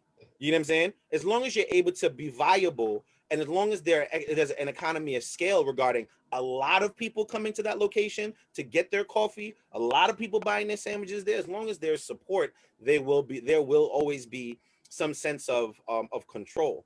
But once you lose the businesses that provide you essential resources, you really lose pretty much everything else, because an individual will have more incentive to leave from their neighborhood and sell their house to the first bidder, the more unstable that economic environment in that area becomes. You know what I'm saying? So creating jobs, promoting business growth, and supporting those individuals that are already in your neighborhood that circulate wealth makes it a lot easier for you to be able to maintain control of that conversation. Now, if gentrification has already happened, then you've already lost control. You know what I'm saying? Like that ability for you to be able to for you to be able to make any demands is already out the window. You're outnumbered. You know what I'm saying? And you're not outnumbered by people. You're outnumbered by the dollar. Like at the end of the day, you can't afford to live where you live. You can't afford to eat where you live. You can't afford to purchase where you live. Therefore, you have no choice but to leave where you live. Now, someone just told me, Jahi Rose, and so how can you talk about economic empowerment? How can I talk about economic empowerment? How can I have this mindset of economic empowerment if I'm struggling in the everyday cycle? How can I have this economic empowerment if I live every day, living paycheck to paycheck, when I live paycheck to paycheck from rent, utilities, phone bill, Netflix, all of that is gone. All of that is going into my paycheck. How can I have economic empowerment if I need to feed myself, my children, and people that is just living costs? How can I talk about that if I'm struggling? How can I have that mindset? Or how?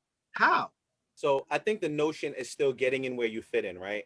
So in every aspect, if you eat, period, then you could always support a Black business that sells food, right? If you drink, you could drink somewhere where Black people own, right? I think some of the issues, not Black people, but the people that are in your neighborhood. So like if you're in a Spanish or Latino or Latinx neighborhood, support them. If you're in a Black neighborhood, support them. If you're in a Haitian neighborhood, support them. But nonetheless, the notion is local, right? Supporting those that are local and making sure that there's an understanding and arrangement that those that you're supporting locally support locally, right? So that's a holistic, genuine conversation that all parties really need to have. But I think when people hear think economic, likes to find in some sense of economics, it's if you think collectively, all you're doing is paying attention to where you're spending your money. You can still be as mindful of how you spend your money, but the notion is where and how that money cycles back into the community that you're trying to preserve and or save from being taken over by another set of individuals. You get what I'm saying? Right. So I'm not asking for every individual to become a business owner. You don't have to. What I'm saying is that Nyron, that was your name, Nyron? Yes. If Nyron says tomorrow, I want to start a business, I don't need you to even invest in that business. I need that if Nyron is selling something that you want to purchase, instead of you going downtown to go buy it, you buy it with Nyron. Because if Nyron can't make money up the block from us, when they come and say, you know what, I'm going to buy out Nyron's business, Nyron might say, you know, I'm going to get the hell up out of here because I can't afford to stay here and I'm not getting the support that I need from this neighborhood, which is who I put this business here for. You know what I'm saying? Right. So it doesn't necessarily mean that you need to make a whole lot of money. You really don't. But the notion of economic empowerment for a collective is using your collective money to support locally. And that's pretty much it. So if you want to fight some sense of, if you want to fight gentrification, the way to fight gentrification really is in the dollar. There's also a group, right? They're creating a credit union for the Southeast Queens area, right? That's another way for you to be able to fight gentrification, because that credit union is now going to be something that's based in the Southeast Queens area. And that Southeast Queens connection puts you in a position to be able to say, you know what, if I want to buy a home, I could put this here. I could get a loan from these individuals here. That money circulates here. You know what I'm saying? The overall goal is to make sure that your monetary circulation of money is in this immediate area. Because if it's not, and that money stays here for 30 seconds and flies out, somebody's going to fly in and say, you know what, I can make this money circulate better for this group of people, period. Right. So I don't want anybody to take economic empowerment and think of it as you need to make more money. Just be mindful of where you spend it. Like, And be comfortable with having conversations. I think what happens a lot of times is that we fear that in having conversations, we're dictating to individuals without some sense of authority, or we're having a conversation with someone that's not willing to talk.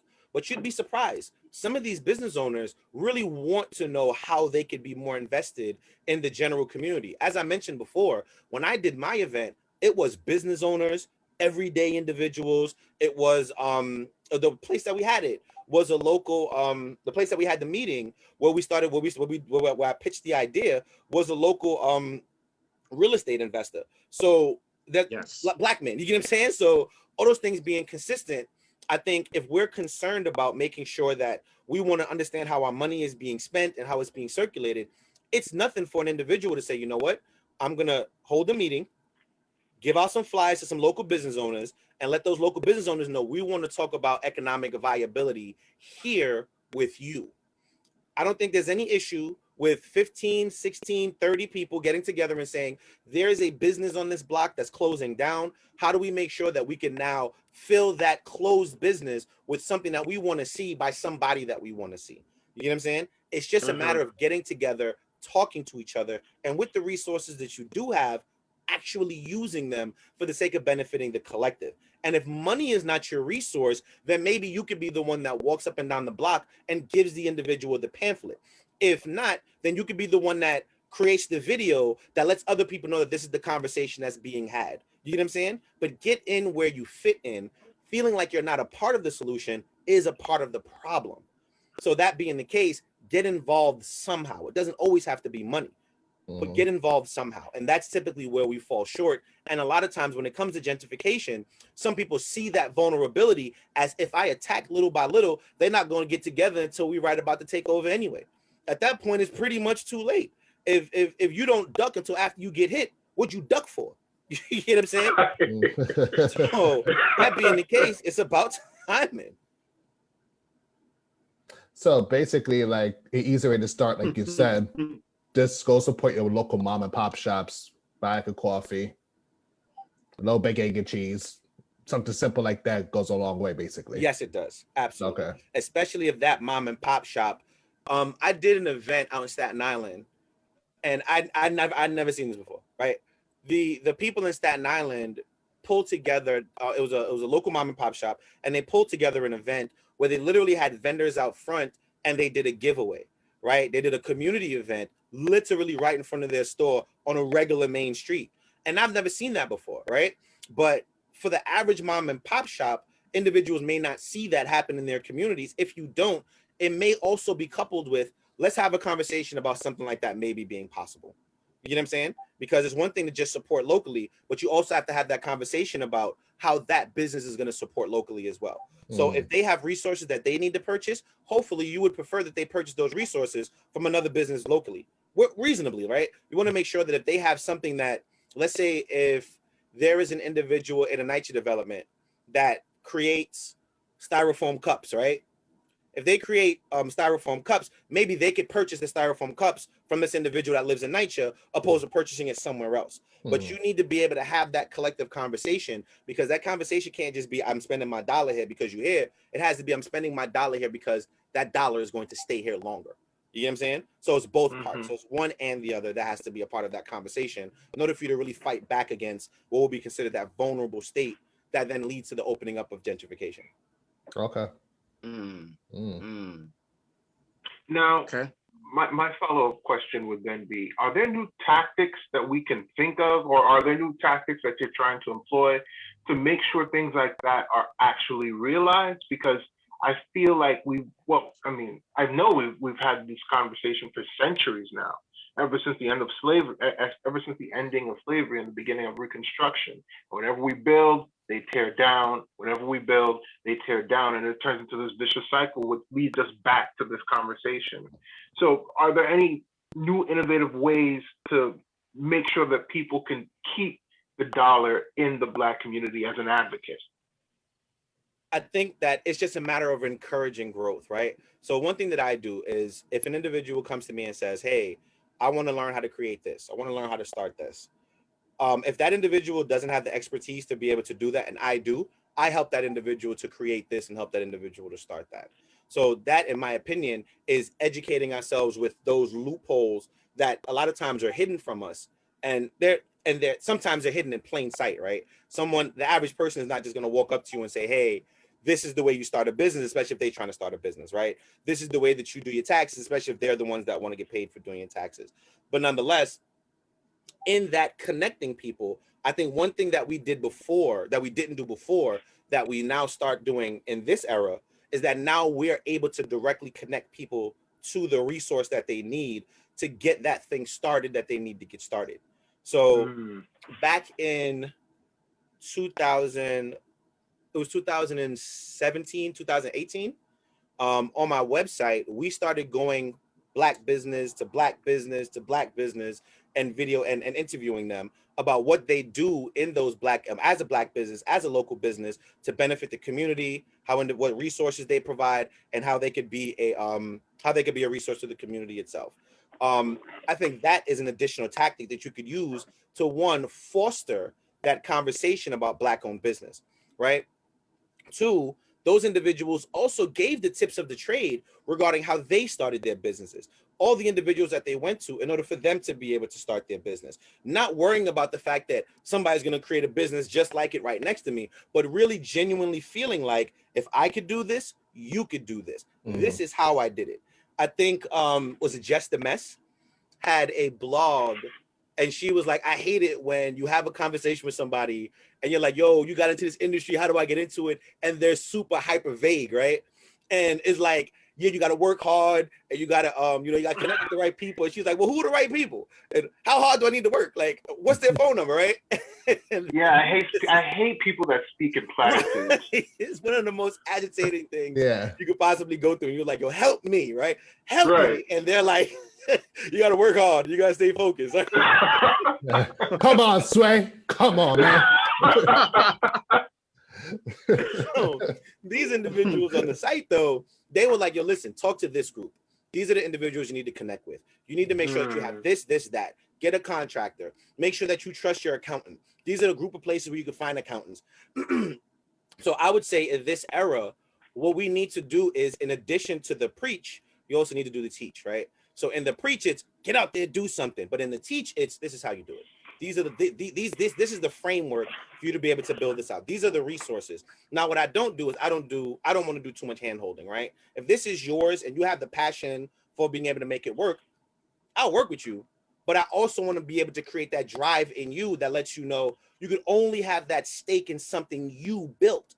So if an individual has that level of drive, I'll work with them and do half of the research, put the rest of the ball in their hand, and let them go forward from there. After leaving the city council, I helped a couple of individuals create nonprofit organizations that they would then use to benefit the general community. Individuals that may want to start a corporation, I researched how to do it and help the individuals to do that. On my website, we also created the resource page that then connected individuals to grants and resources that they may be able to use from a for business standpoint. So I think those are tactics that we could use this going forward, or even should have been using for a while, really, because it's one thing for you to be like, yo, get out there and go do it. But some people just don't have the resources. They don't have they don't have the expertise to do it. All they know is that I know how to bake. All I know is that I know how to make or design clothes, right? But to be able to start a business is something different. Just like what was done with the Expo for Entrepreneurs, with the Expo for Entrepreneurs, teaching those individuals very specifically, these are resources that you could utilize. MWBE certification opens you up to a whole list of options that you may not necessarily have without it. How to use that, having that direct conversation, I think is helpful. But I think what becomes the difficulty is, and I use this term very specifically, individuals that fear the finish line. So when you fear the finish line, sometimes you're like, you know what? What happens if I start this business and I fail? What happens if I get into this venture and it doesn't happen? And I think that's where it comes from, more of a social aspect where collectively we could really just be a lot more encouraging of each other and put our money where our mouth is when individuals do get to that finish line and they're now a business, that we can then say, you know what? I'm gonna buy my sneakers here. I'm gonna get my hair cut here. I'm gonna, you know what I'm saying? Like, but there has to be a two-pronged approach to that. And I think that comes with us being able to collectively see that there's two parts to that conversation: the individual that's creating and the individuals that are supporting. I know that was long-winded, but that's how I would say that would be a new tactic that I would think of, that we need to preach and teach at the exact same time, because you really can't tell them, you really can't tell a person, go out there and go fish, and don't tell them where to buy a fishing rod. Don't tell them how to navigate a boat. Right. And don't tell them where the fish are biting. Absolutely. That's like being a hypocrite. Absolutely. In a way. Yeah. Absolutely. That's exactly what platitudes are. Right. Yeah. Building a foundation. That's what we need to do. Okay. Yes. That makes sense. Okay. Definitely makes sense. Yeah, you hitting them in the nose, Jahi. You hitting them in the nose. You do all the little body shake. Bam, bam, bam. All right, so I got a question from someone. So what if someone wants to become an advocate or support an advocate, and what are their disadvantages, their pros, and their cons to consider? Okay, so, and I'm gonna say this, and I'm just gonna keep it a buck, right? Just because, like, you have to make the difference between supporting the cause and supporting the person. What we run into distractions very, very, very, very easy. So the pro is that if you support an advocate, that cause is going to be something that's pushed forward. The con typically becomes the individual is not a perfect person. And sometimes you got to ride that out, right? So as we see nowadays, They did that with Trump. Yeah, exactly. Like it's a notion of, like, we're in an environment where accountability and exposure, when I say exposure, I mean exposing people, is just the new norm, right? So if you got a skeleton in your closet, but you got a passion to fight for something, the pro for an individual that chooses to advocate with you is that if that skeleton so happens to come out, the con is making that decision between, do I ride with this individual knowing that the cause is great, or do I separate myself because I want to keep the cause, I want to preserve the cause, but I don't want to be aligned with this person because of whatever they believe in. So that's the con with riding with any individual, is that people are imperfect. No matter what level of perfect you think an individual might be, that imperfection could be the thing that makes people turn the light off on that individual. If that individual is the loudest person pushing that cause, maybe even the cause. So it's a matter of deciphering, like, the civil rights movement from the Martin Luther King, right? Yeah. The individual that says, you know what, I want police accountability, but I don't necessarily love the way Al Sharpton pushes his message. You know what I'm saying? So it's Right. the being able to make that balance would be helpful to be able to navigate that pro and that con. When you are the advocate yourself, someone's gonna come after you. It's gonna put that out there. Like it's easy for us to be able to understand that when you're like when they say, you know, more money, more problems. The more energy, the more support you gain, is the more somebody's gonna come after you because they either don't believe that you deserve that support, or they don't believe that you are the best advocate because they may want to be that advocate, or they may want the face to change. For whatever reason, becoming an advocate yourself opens you up to criticism, it opens you up to threats, and it opens you up to a microscope over your entire life.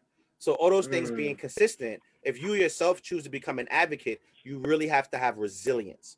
You have to have thick skin. Not everybody's going to approve of what you do. I had a conversation with somebody over doing laser tag in the park, and that back and forth was on Instagram. And that conversation was, if you're going to do laser tag in the park, what's going to stop our young people from being shot like Tamir Rice if they're seen with these weapons in the park? That was a point. And wow. It was a great point. Yeah. To an individual that didn't see how I was doing laser tag in the park. You get what I'm saying? So the laser tag in the park was done with a phone, right? So the phone would be in your hand, and it was like a system where the sights and scopes were inside the phone itself, and you'd be shooting from the phone with like a little thing on the top of it. So the thing in your hand didn't look like a gun. You held it with two hands, but you hold it like you would hold a phone, like you're taking a picture of someone. And the police department was a part of the event. So all of those things being consistent, it was like, if you didn't see the flyer and you didn't see how the individuals on the flyer were using the thing on the flyer to do laser tag in the park, then of course you'd have had that criticism. I just think that it was a space where nobody else criticized it as harshly as this individual did. Therefore, that had to be the thing that came up. You get what I'm saying? But I had a response for that by, in a sense of making the comparisons between the two issues, by saying that there were certain specific things that came into that, things that we took into consideration. Jahi Rose doesn't want to take pictures and have videos of young people with guns in their hands in a predominantly black neighborhood. Absolutely not. Which is the reason why, instead of using the easy laser tag, the easy laser tag equipment, which is a vest with a gun, we decided to use that equipment because I did not want to take pictures of young people inside of any park with a gun in their hand. Period. Whether cops was gonna be there or not. You know what I'm saying? But nonetheless, that's a pretty smart move. You know what I'm saying? Like these things need to be very calculated. That's a good image. All of those things need to be taken into consideration because at the end of it, if you're going to promote this event again, you still want some level of a wholesome image to be shown on the back end. You know what I'm saying? Even with me taking all of those things into consideration, somebody still came after me. You know what I'm saying? So all those things are concerned. If the pros and the cons is that the pro, you're doing something great for your community. Sometimes it could lead to creating a nonprofit organization, and that could become your sole source of income. And working and doing what you love is a definition of a career, right? So now your passion now fuels your pocket, right? But they're gonna come after you. Somebody's gonna come after you. Somebody's not gonna like what you're advocating for. Somebody's not gonna like what you believe in. Some of your private life is gonna seep into whatever your public life is, and somebody's gonna come after you. Whether you weather that storm or not really depends on you and what is figured out about you. But it is difficult to be an advocate, especially when you're on a grander scale and more people start to pay attention to what you're doing, because then it's just more the likelihood that somebody's gonna really try to slam you. Right. And sometimes if they can't get you, they'll get your relatives. So all right. So before TC and Nairon, when they ask their questions, right? Touch more on because you know we gotta fully get this. So touch more on when you want to be an advocate, so to support a cause. How can you handle people that are coming after you? Now, if you can put if you watch the movie Judah and the Black Messiah, how someone came after Fred Hampton and the Black Panther, and how can you handle criticism? So, asking these questions, what can they do to handle these things? As in, how can they have a thick skin too? So one is preparation.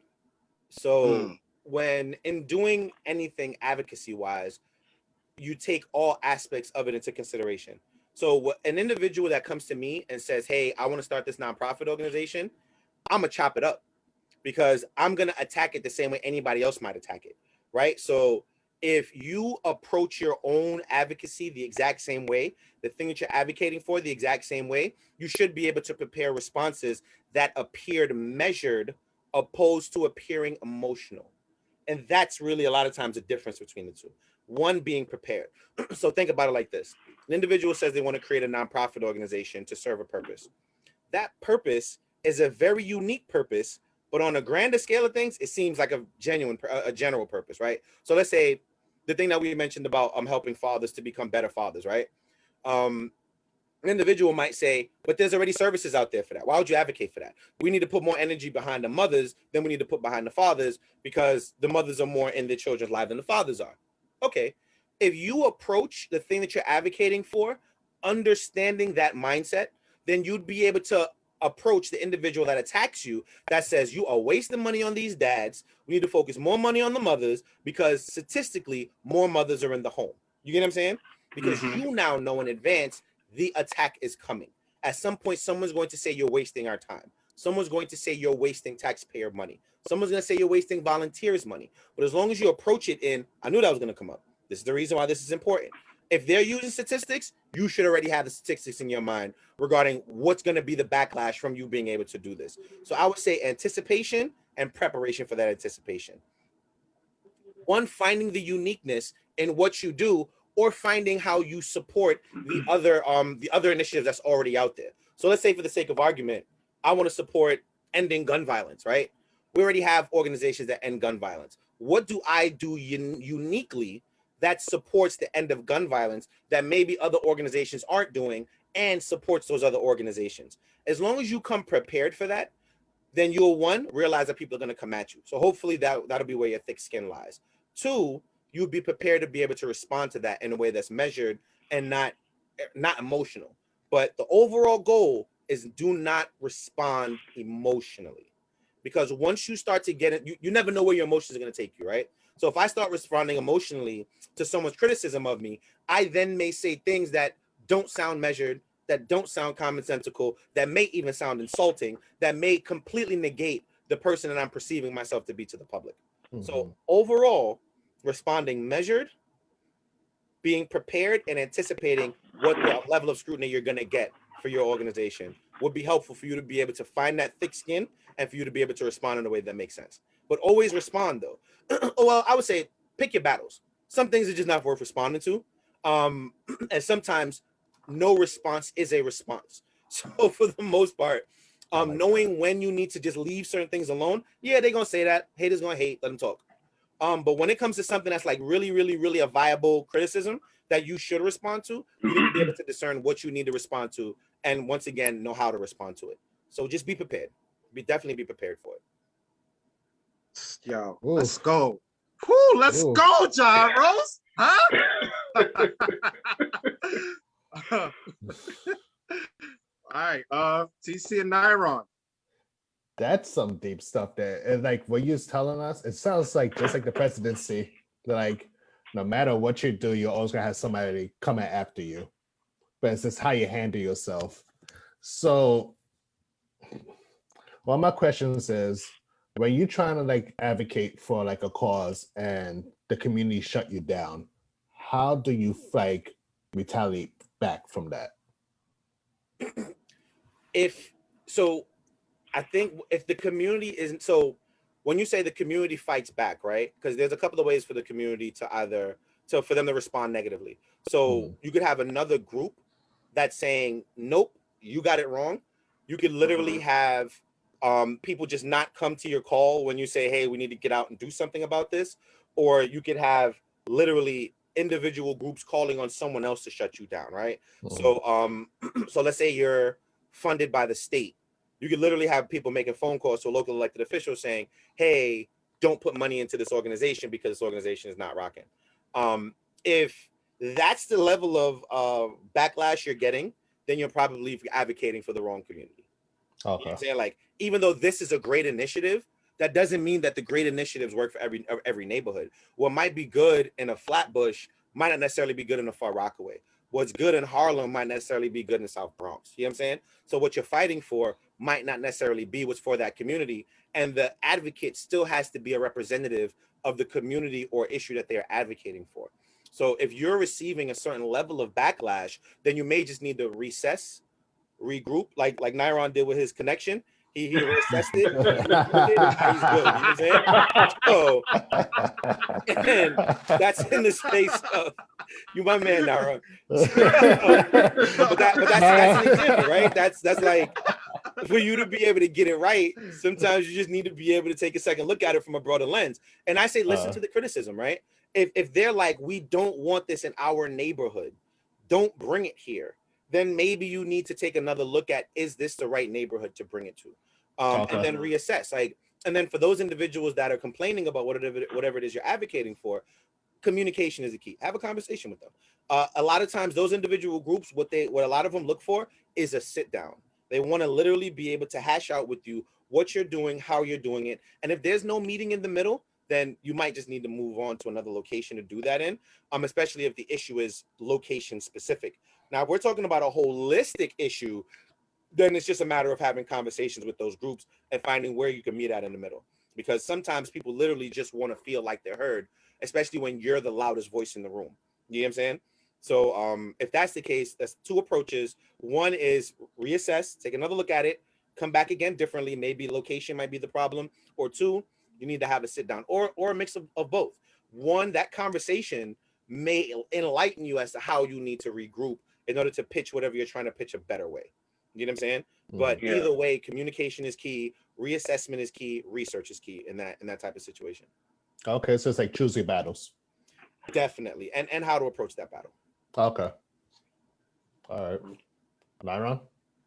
Well, I find that your philosophy on individual prescience and economic stability within your own community to be reminiscent of like Marcus Garvey and Booker T. Washington.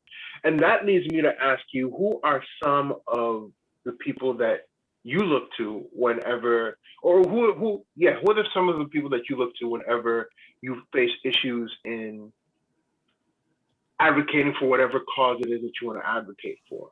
Who are some of the people that inspire you? You mean people like dead or alive? Or you mean like only alive? Like people I can actually have a conversation with? No, because, actions speak louder than words, and, dead people can speak louder than live people depending on what they did. Understood. So, yeah. All right. So I would say, and I'm going to say my advocacy changed over the years, right? So when I first started to advocate regarding police accountability, it was the Fred Hamptons. It was the Bobby Huttons.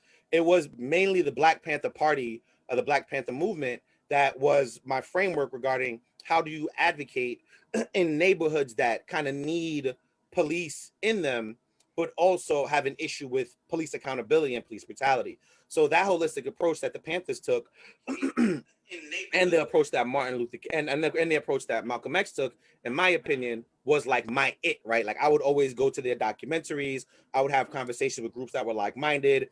I've organized with groups that were like-minded as well during that time period. So during that time period, I would say those were the groups that I looked to. And that was because I wanted to find the balance between taking public safety into our own hands and also holding police officers accountable for not taking public safety or not handling public safety correctly. You know what I'm saying? So when it came to that, it was the Black Panther Party, Malcolm X. When it came to things that were a little bit more on a grassroots level, it was literally like the United Neighbor Civic Association, the local community boards, the South Ozone Park Civic Associations. These organizations, when I started to organize on a more local basis, those organizations became the individuals that I leaned on in order to get some sense of, am I looking at this wrong? So think about it like this. I'm thinking that there's a negative land use issue happening in the neighborhood. I'm not the entire neighborhood. I need to now have a conversation, a holistic conversation with somebody else that's gonna broaden my viewpoint. So just because I think it doesn't mean that it's right. What I want to Mhm. advocate is what I believe is right. So now I need to have a balanced conversation. So I may have a conversation with somebody that has an opposing view. I may have a conversation with somebody that has a neutral view. I now need somebody to challenge what I believe is right based off of a more grassroots local community standpoint. So those individual groups are groups that have conversations with a collective number of people for them to say, this is good, this is bad, this is not going to help our community, this is how this is going to harm our community. At that point, once I've made a decision, that's when I would try to put my energy towards full steam ahead. You know what I'm saying? Mhm. So that Yeah. being the case, some of these individuals that are iconic were more for my holistic people need policing. However, police officers need to be appropriate. The way they do their job needs to be fair. But now when we get to advocating in an individual neighborhood, I can't do that in a vacuum. So now I have to reach out to these individuals from those neighborhoods in order for me to say, if I think this is wrong, do you? And if I'm missing something, please fill me in. Because Mhm. advocacy can't be selfish. It can't just be because I hate something, I need to get on the bullhorn and fight against it. It needs to be that this is a benefit for the community in and of itself. So that being the case, it really varies regarding those individuals that I lean on in order to find information regarding things that I should be advocating for and things that sometimes I may just need to fall back from. And it's a lot of different individuals, but to name a couple, definitely Mr. Anthony Gelano, Miss Miss Joyce Denny, individuals in the general community, Miss Arcelia Cook. There are a lot of individuals in the community that I'll be like, yo, listen, am I missing something? And they'll sometimes put me on the right track. And sometimes we may need to tussle. We'll go back and forth and argue, but at that end of that conversation, it's a better understanding of what needs to be the next step. What I like is that you mentioned people within the community that you also look to for inspiration. And it shows that you just didn't go for the generic answer, which is great. It just shows that you're really into advocacy and how it could reach the people that you're trying to affect. Thank you. Mhm. Yep. I agree. Yeah. I'm gonna let you guys take it away. Go ahead. Ask all your questions. Naira, look like he got more. Naira, Oh, you got yeah, I more. always have questions. I'm chock full of them. You look hungry. You go ahead. Not listen, Jahi. Let me tell you something. Soon as Nairon started, he was hungry. Yeah. He's hungry for questions. That's I why always wanted to do a podcast, man. yeah, He's like, let me get a that's number why- 5, a number 7. So when he came over, he wanted to come here to ask you a million questions. So that's why I'm like, take it away. Yeah, please do. Yeah. Please do. I think sometimes the energy in the room messes with the Wi-Fi, right? So Nairon's energy is too powerful for the room. I feel you. That kinetic energy hit different, man. Yeah. You know what? Facts. And I had to adjust. So my question would be, where do you see yourself in 10 years in terms of advocacy?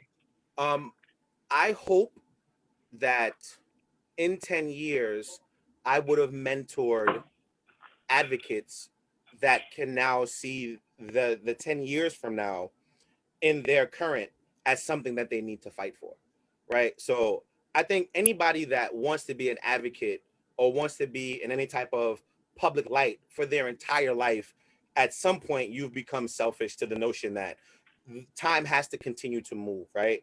And my way of doing things, I should take a front page and then take a back page, right? So as young people now develop themselves into individuals that are now more socially conscious because nowadays anything that you want to fight for is going to be on social media. If somebody's like, I hate the fact that this is happening, that information is now easily brought to the light, way easier than it was before. So there's a lot of young people nowadays that are like, you know what? I want to fight for this how. I want to be able to say, you know what? This is an approach you might be able to take. This is an act that you might be able to do.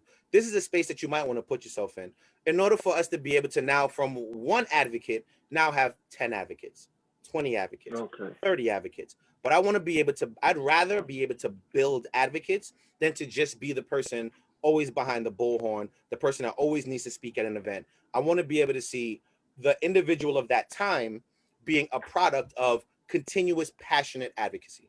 And I would like to be a part of that conversation. And in terms of connecting with people outside of just your local South Jamaica, Queens area, what methods do you employ to make sure that the same issues that you're advocating for, you can connect with somebody, let's say all the way in East Orange, New Jersey somewhere, who's advocating for the same thing? What do you do to make sure that you can connect with those types of people, like-minded individuals? I would say for me is paying attention, networking, in the sense of the good thing about Zoom is that an individual could be watching this from Uganda, right? So all those things being consistent, being able to connect with organizers that have already connected with individuals in different areas to be able to viably spread a message, but also making sure that that conversation is very direct, right? So one thing I don't want to do is mix a culture in New York City that may be different and adversarial to a culture in New Jersey or Staten or in another state. All those things being consistent, I think when we use these individual organizations that do like Zoom calls and advocate for something that's very broad in a space, once I'm like of the mindset that I want to connect with somebody in a Jersey, I'd literally just ask them if they have Jersey contacts that they can share and just reach out.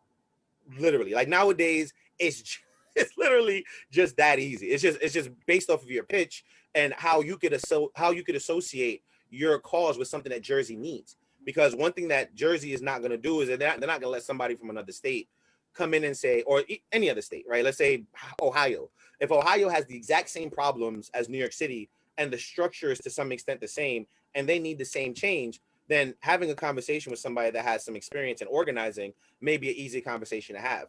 But that's my responsibility to do that research. You know what I'm saying? If their laws are totally different, the culture is totally different, then it's my responsibility to listen when I call them if I'm just trying to spread the change to their area. You know what I'm saying? But nonetheless, it's all about approaching that conversation with respect and being able to say, this is what I understand about Ohio, or this is what I understand about Cleveland, right? And saying, I realize these are the similarities. Maybe we could help each other. I think that's the means to be able to find that connection. And in that conversation, I think I'd be doing less talking and way more listening, especially if I'm jumping into their territory. Right. So what you're essentially saying is even if two communities have similar issues, there's no way, I guess the best way for me to put it, if I'm living in South Jamaica, Queens, and I want to go to Ohio, because the people there have similar cultures, and I feel at home in Ohio. It's just less. It's just less expensive to live. How do you, as an advocate, get to a point where you expand? And when I move from South Jamaica, Queens to Ohio, I feel at home. Like I can see the principles and the policies that I've grown up with enveloped and bloom in a completely different area. Yeah, that's research. That's it's research. Just it's any market research. You got to find out who's already on the ground doing that, because I can't imagine. Like, don't get me wrong, there are some areas that just have very, very few advocates, and some of the advocates are very unpopular. But it's a matter of you being able to understand what culture you're walking into, pulling your ego out of it, and being able to find a space where you can say, let me get in where I fit in here and see where I could push this narrative here specifically. But when it comes to moving into a new environment or even being in a new environment, that conversation has to be research first. So you're gonna have to deal with whatever their current circumstance is quietly for a little bit of time until you gain enough information about that neighborhood in order for you to be able to make a voice. Because like TC mentioned, what happens if the community just doesn't agree with your advocacy? You know what I'm saying? What if that advocacy is just not for that neighborhood? You know what I'm saying? So you got to find out where that advocacy may be beneficial here. If you make the parallels between where you came from and where you're at now, those parallels still need to be something that's relatable to the individuals that you're trying to pitch this to in that area if they've never seen this level of advocacy before. You know what I'm saying?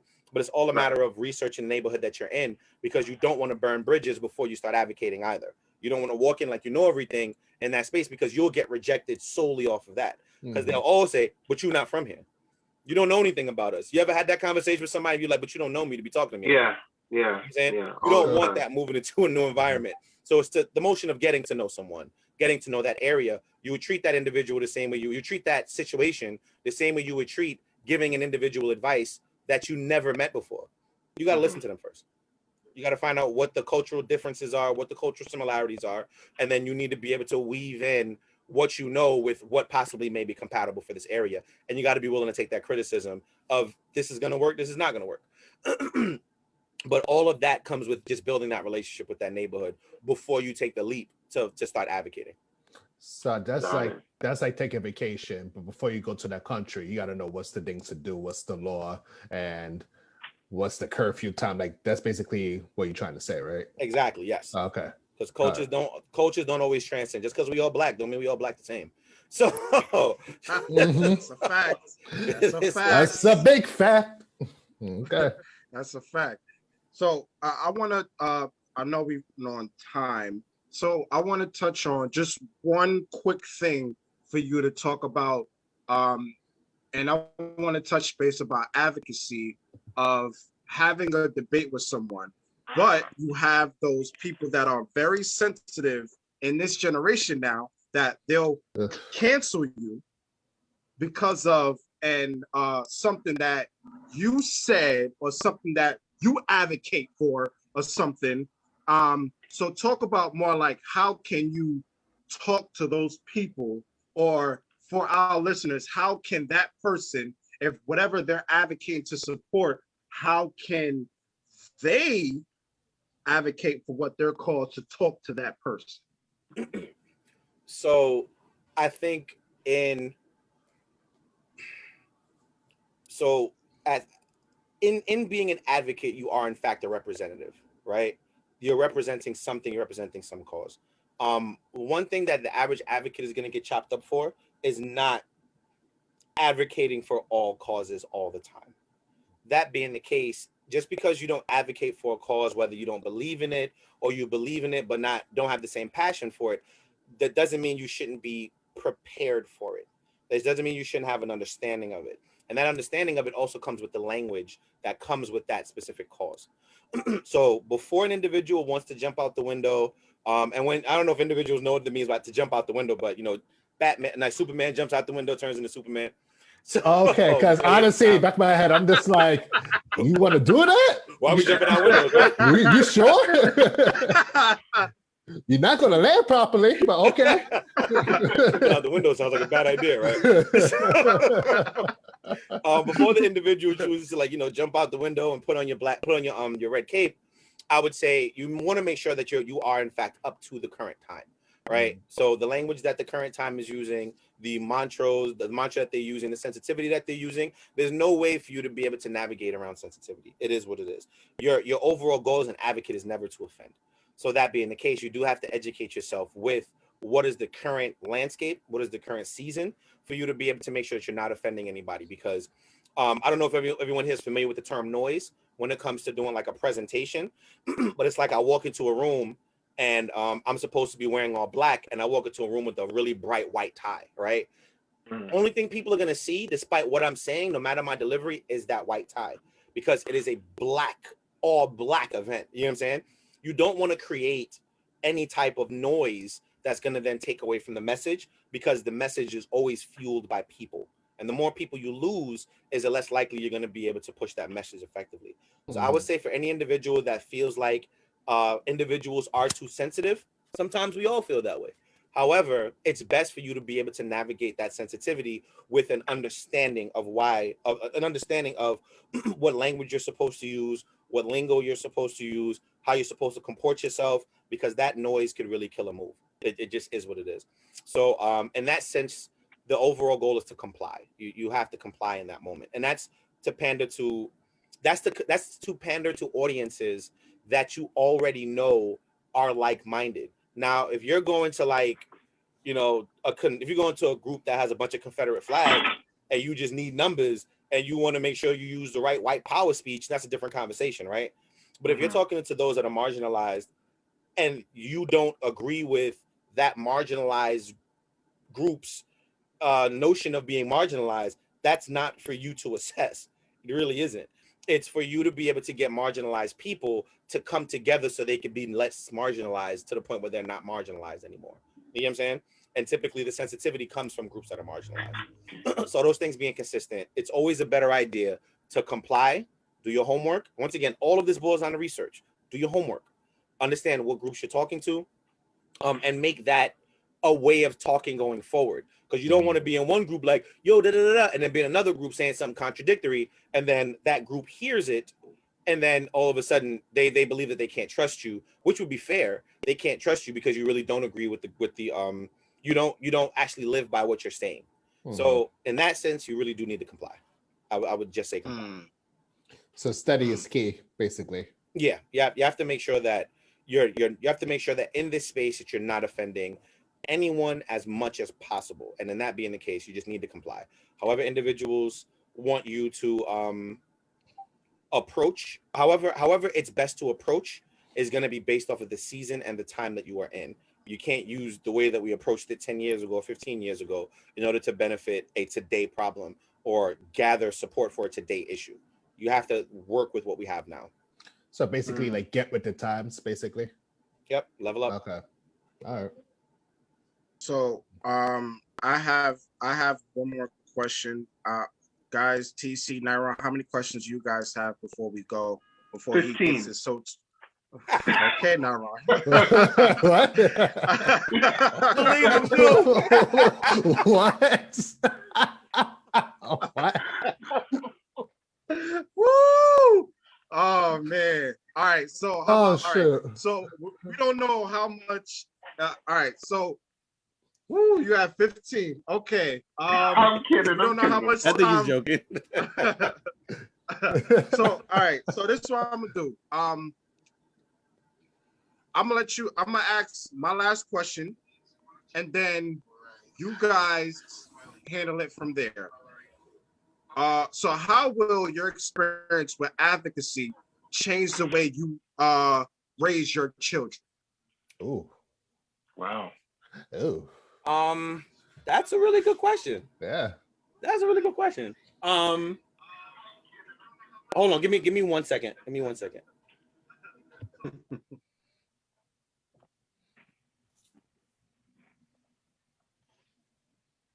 But yeah, guys. Yeah, the live stream started playing again in the background, so I had to mute it again. Oh, all right, good. so I think, because I don't have any children yet, so if I was to have children, I think the sense of advocacy and the approach to advocacy that I've always taken would put me in a position to always have a teachable moment for my young person, and to be able to have them see things from all points before they speak. So everyone has that conversation with their young people about, think before you act, think before you say something. But I think when you've advocated for other people, you always want to make sure that you impart onto your young people how to advocate for themselves, right? And in that being the case, I know when I was raised, it was more so in that environment where your young people needed to be seen and not heard, right? So in that being the case, this is not the era for young people now, right? Young people, it's okay for young people to speak up for themselves. It's okay for them to talk, and it's an open environment really for them to be able to get whatever they believe is something that's not happening correctly out into some ether, right? So that being the case, I would encourage my children, whenever I would have them, or raise them in a way to be able to, think, be tactful when you approach a situation. Always make sure that you're respectful in the way that you approach a situation, and always know where your resources are. Your dad is a resource, right? Your mom is a resource, right? Your family is a resource, right? Where your resources lie in a physical building, in a space where you're making money, with the friends that you have, understand where your resources lie. So I think in my last year of high school, when I went into the alternative school, they said the thing that they taught me was thinking critically. Your mind has to always criticize everything that's happening to see if the right thing is happening. And that's where my critical thinking comes in. And that's one of the things I would impart onto my children. I might open up a window because they might debate with me all the time about nap time and going, the certain types of discipline or whatever. But nonetheless, you can't suppress advocacy in your own home and then expect your young people to feel comfortable advocating out on the street. Mm-hmm. So I think another part that's going to raise in my own household would be a open environment where I'm probably going to get G-checked a lot by my own children, but I'm at to eat. It is what it is. But I would say that'll be something that I think I would learn the most from this sense of advocacy, is that it needs to be imparted, and that you do need to look at things holistically. And when you look at them holistically, and you've done you've verified what's right, what's wrong, you found that middle ground, then attacking it in a way that's tactful, respectful, and trying to get your point across in the most effective way possible. All right, guys. TC, not wrong. Take it away. Go ahead, TC. You take the first one. All I really gotta say is just everything you're saying at the end of the day, it just comes down to studying, knowing who you're speaking for, and learning to choose who you're gonna fight for, basically. Because I see also it's kind of hard to escape the sensitive people, because at the end of the day, you're gonna encourage some people and you're gonna offend some people. So I see that either way, it's a win-win, lose-lose. So, yeah. Okay, Naira. In terms of literature, what would you recommend for people that want to understand your values, that want to understand who you are as an advocate? What would you recommend them read? What would you recommend them to read in order to get a better grasp of who you are?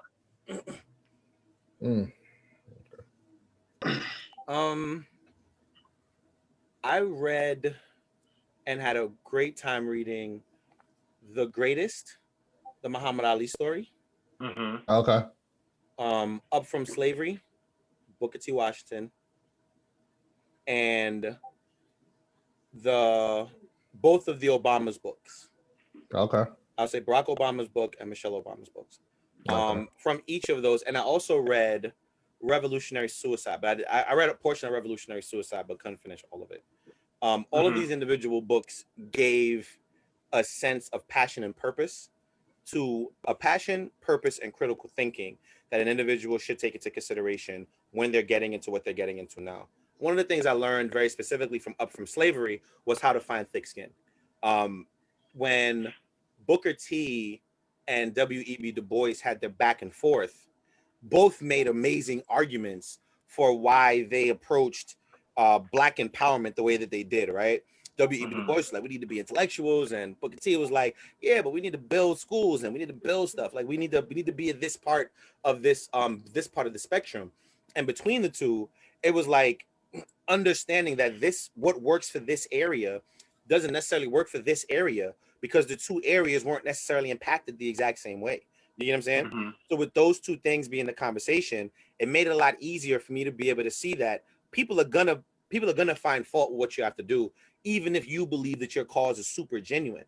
The thing that you have to find out is the criticism valid, and is that valid criticism for your specific cause in the area and in the space that you are in. So just to give an example, that was just to give an example of how that specific back and forth, in my opinion, thickened my skin, because I knew it was coming. And through individual times, you notice that those things repeat themselves, right? So for every Martin, you got a Malcolm. For every Rainbow Coalition, you have a National Action Network. For every, you know what I'm saying? Like, these things consistently are going to arise. And if you don't anticipate that these things are going to happen based off of geographical differences or socioeconomic differences, then you probably are going to fall short in the sense of being an advocate, because the first 2 Twitter posts that says your advocacy is trash, you probably going to respond like your mama. So all those things being consistent, that's a bad idea. So it just is what it is, right? So and I would say books like The Greatest and Michelle Obama and Barack Obama's books gave you a sense of a notion of progression. So where you start doesn't necessarily mean that that's the only space that you're in. And as you elevate, you have to understand how things need to elevate with you. So if I only read one book, only researched one way when I was doing this type of advocacy, I have to realize that the more in depth I get into advocacy, I need to expand my horizon. And both books definitely show you that. And it also shows you a sense of, you don't need to start with $1 million in order for you to be able to make something great. You know what I'm saying? So those things being consistent, all of those books gave little pieces here and there to me regarding how to be a holistic advocate for things that I believe in, and to be able to scrutinize the things that I believe in before I get on the bullhorn. So if they read, what were the books again? It was Up From Slavery, Up From Slavery, The Greatest, The Greatest, and Michelle Obama's book Becoming, Okay. and Barack Obama's book The Audacity of Hope. So if they read those books, they'd have a better idea of who Jahi Rose is and Yes. what he stands for. Yes, and also I'm sorry, and also Revolutionary Suicide. Okay. From- I heard by of that who? book. Yeah, that was Huey P. Newton's book before he passed away. Okay. Never read any of his work. I should though. Okay. And I guess my final question, because I know time is pressing, and even though I really do have 15, I'm just going to condense it. I know that That's it's completely up to Jahi Rose. Oh, okay. Well, my question is, I know you're a big advocate specifically for South Jamaica, Queens. But if you did decide to move, do you feel that you're completely tethered to South Jamaica, Queens, like you can never leave? Or if you do decide to leave, how do you bring what you learned in terms of advocacy here into a new environment? I would say my first what's name would be just connecting. So there's a couple of things holistically that I want to see for every neighborhood, right? One of the things I mentioned was economic growth, right? I do want to see an end to community violence. I do want to see an end to community crime, right? I want communities to be viable. So I would say if I picked my poison, right? Let's say I wanted to help with reducing crime in an individual neighborhood. That's me just having a conversation with that local organization that's already doing that, letting them know that I'm not here trying to, reinvent the wheel, and being a resource to those individuals until you learn enough for them to feel comfortable with you being able to speak on your own. So if you think about the progression of Malcolm X, right? What was Malcolm X's first move when he came out of prison? He had to go meet with the nation, right? Right. You have that conversation with the nation, you let them put faith in you regarding, what is going to be like, how can I be of service? How can I be helpful? Then from that, how can I be helpful? If they see that you have that passion, you have that space, then they will elevate you. But trying to do that yourself becomes a problem, because then it becomes, well, you're doing what we're doing, right? So I would say getting in that moment where you fit in. So I have been from my advocacy in Southeast Queens. I've worked with organizations in the Bronx, organizations in Harlem, organizations in Brooklyn, and in my new job capacity, I've worked with organizations in Staten Island. Everybody is looking for help from somebody. It just is what it is. And that's because of that inertia that I mentioned earlier, in the sense of one things that organizations have, even if they have money, like if they have funding sources coming from wherever, if you're not paying individuals on the ground to do some of this work, it's really difficult to pull people out to do it. So volunteerism is something that they really heavily rely on. So if you're coming to an individual saying, listen, I got my own bread, I don't need you to pay me, I just want to be helpful, what do you need from me? A lot of times they'll embrace you. And if they see something special in you, they'll say, you know what, this next press conference that we do, can you lead it? Can you write the next speech that's going to be done for the next event? Let them propel you to be that front-facing advocate. But when you change your environment, that's something different. So from a Southeast Queens perspective, all of this notoriety came from two things. One, in York College, I started a student organization, and some people saw the work of that student organization, and then they chose to put me out front for certain things.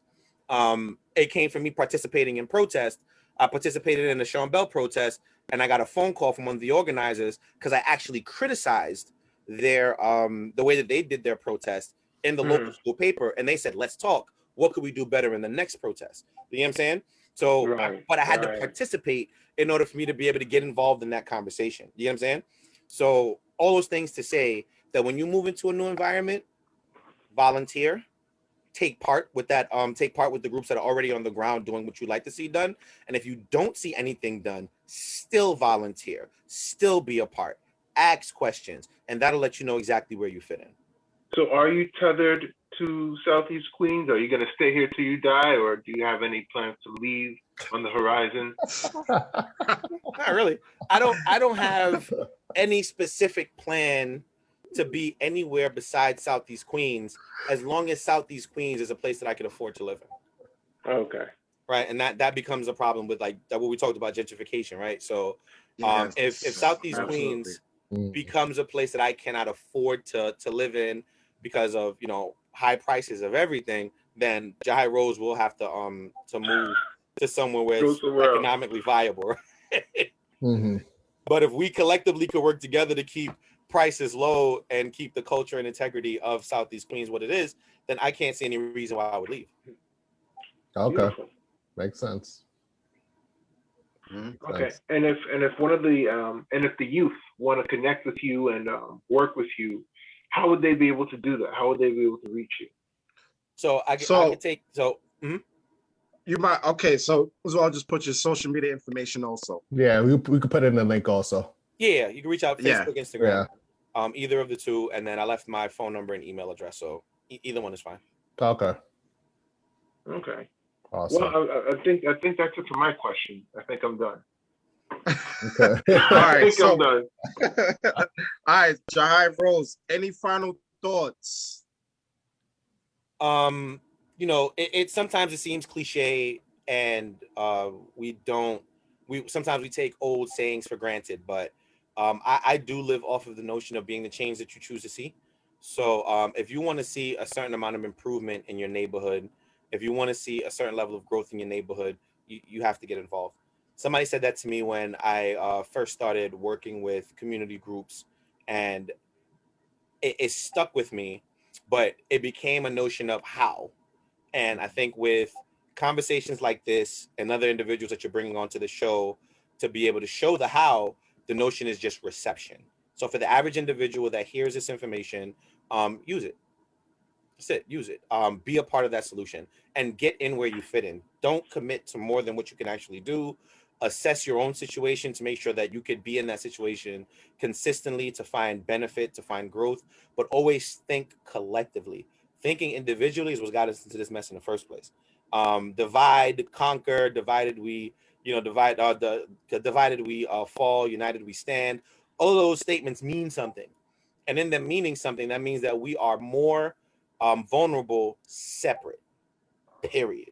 Mm-hmm. It is what it is. And then that being the case, I think my overall message to anybody that wants to be an advocate or live inside of your community until, the day the Lord chooses to take us, is the more collective we can work in the sense of making our community a better place, is the safer it'll be the more viable, and the quality of life could definitely increase. But we have to be a part of that change.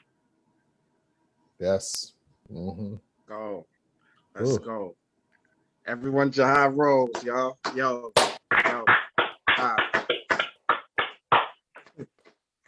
Thank you so much, Rose. Yeah, that's episode That was a 19, gem. y'all. Mm-hmm. Facts. That was definitely a gem. Yeah, I hope we got something from this. And when they get something from this, now they're like, all right, now I'm ready to apply to this. Yes. I'm ready. Yeah, I learned I can't use absolutely. my laptop for Zoom calls. That's what I learned. That's a big fact there.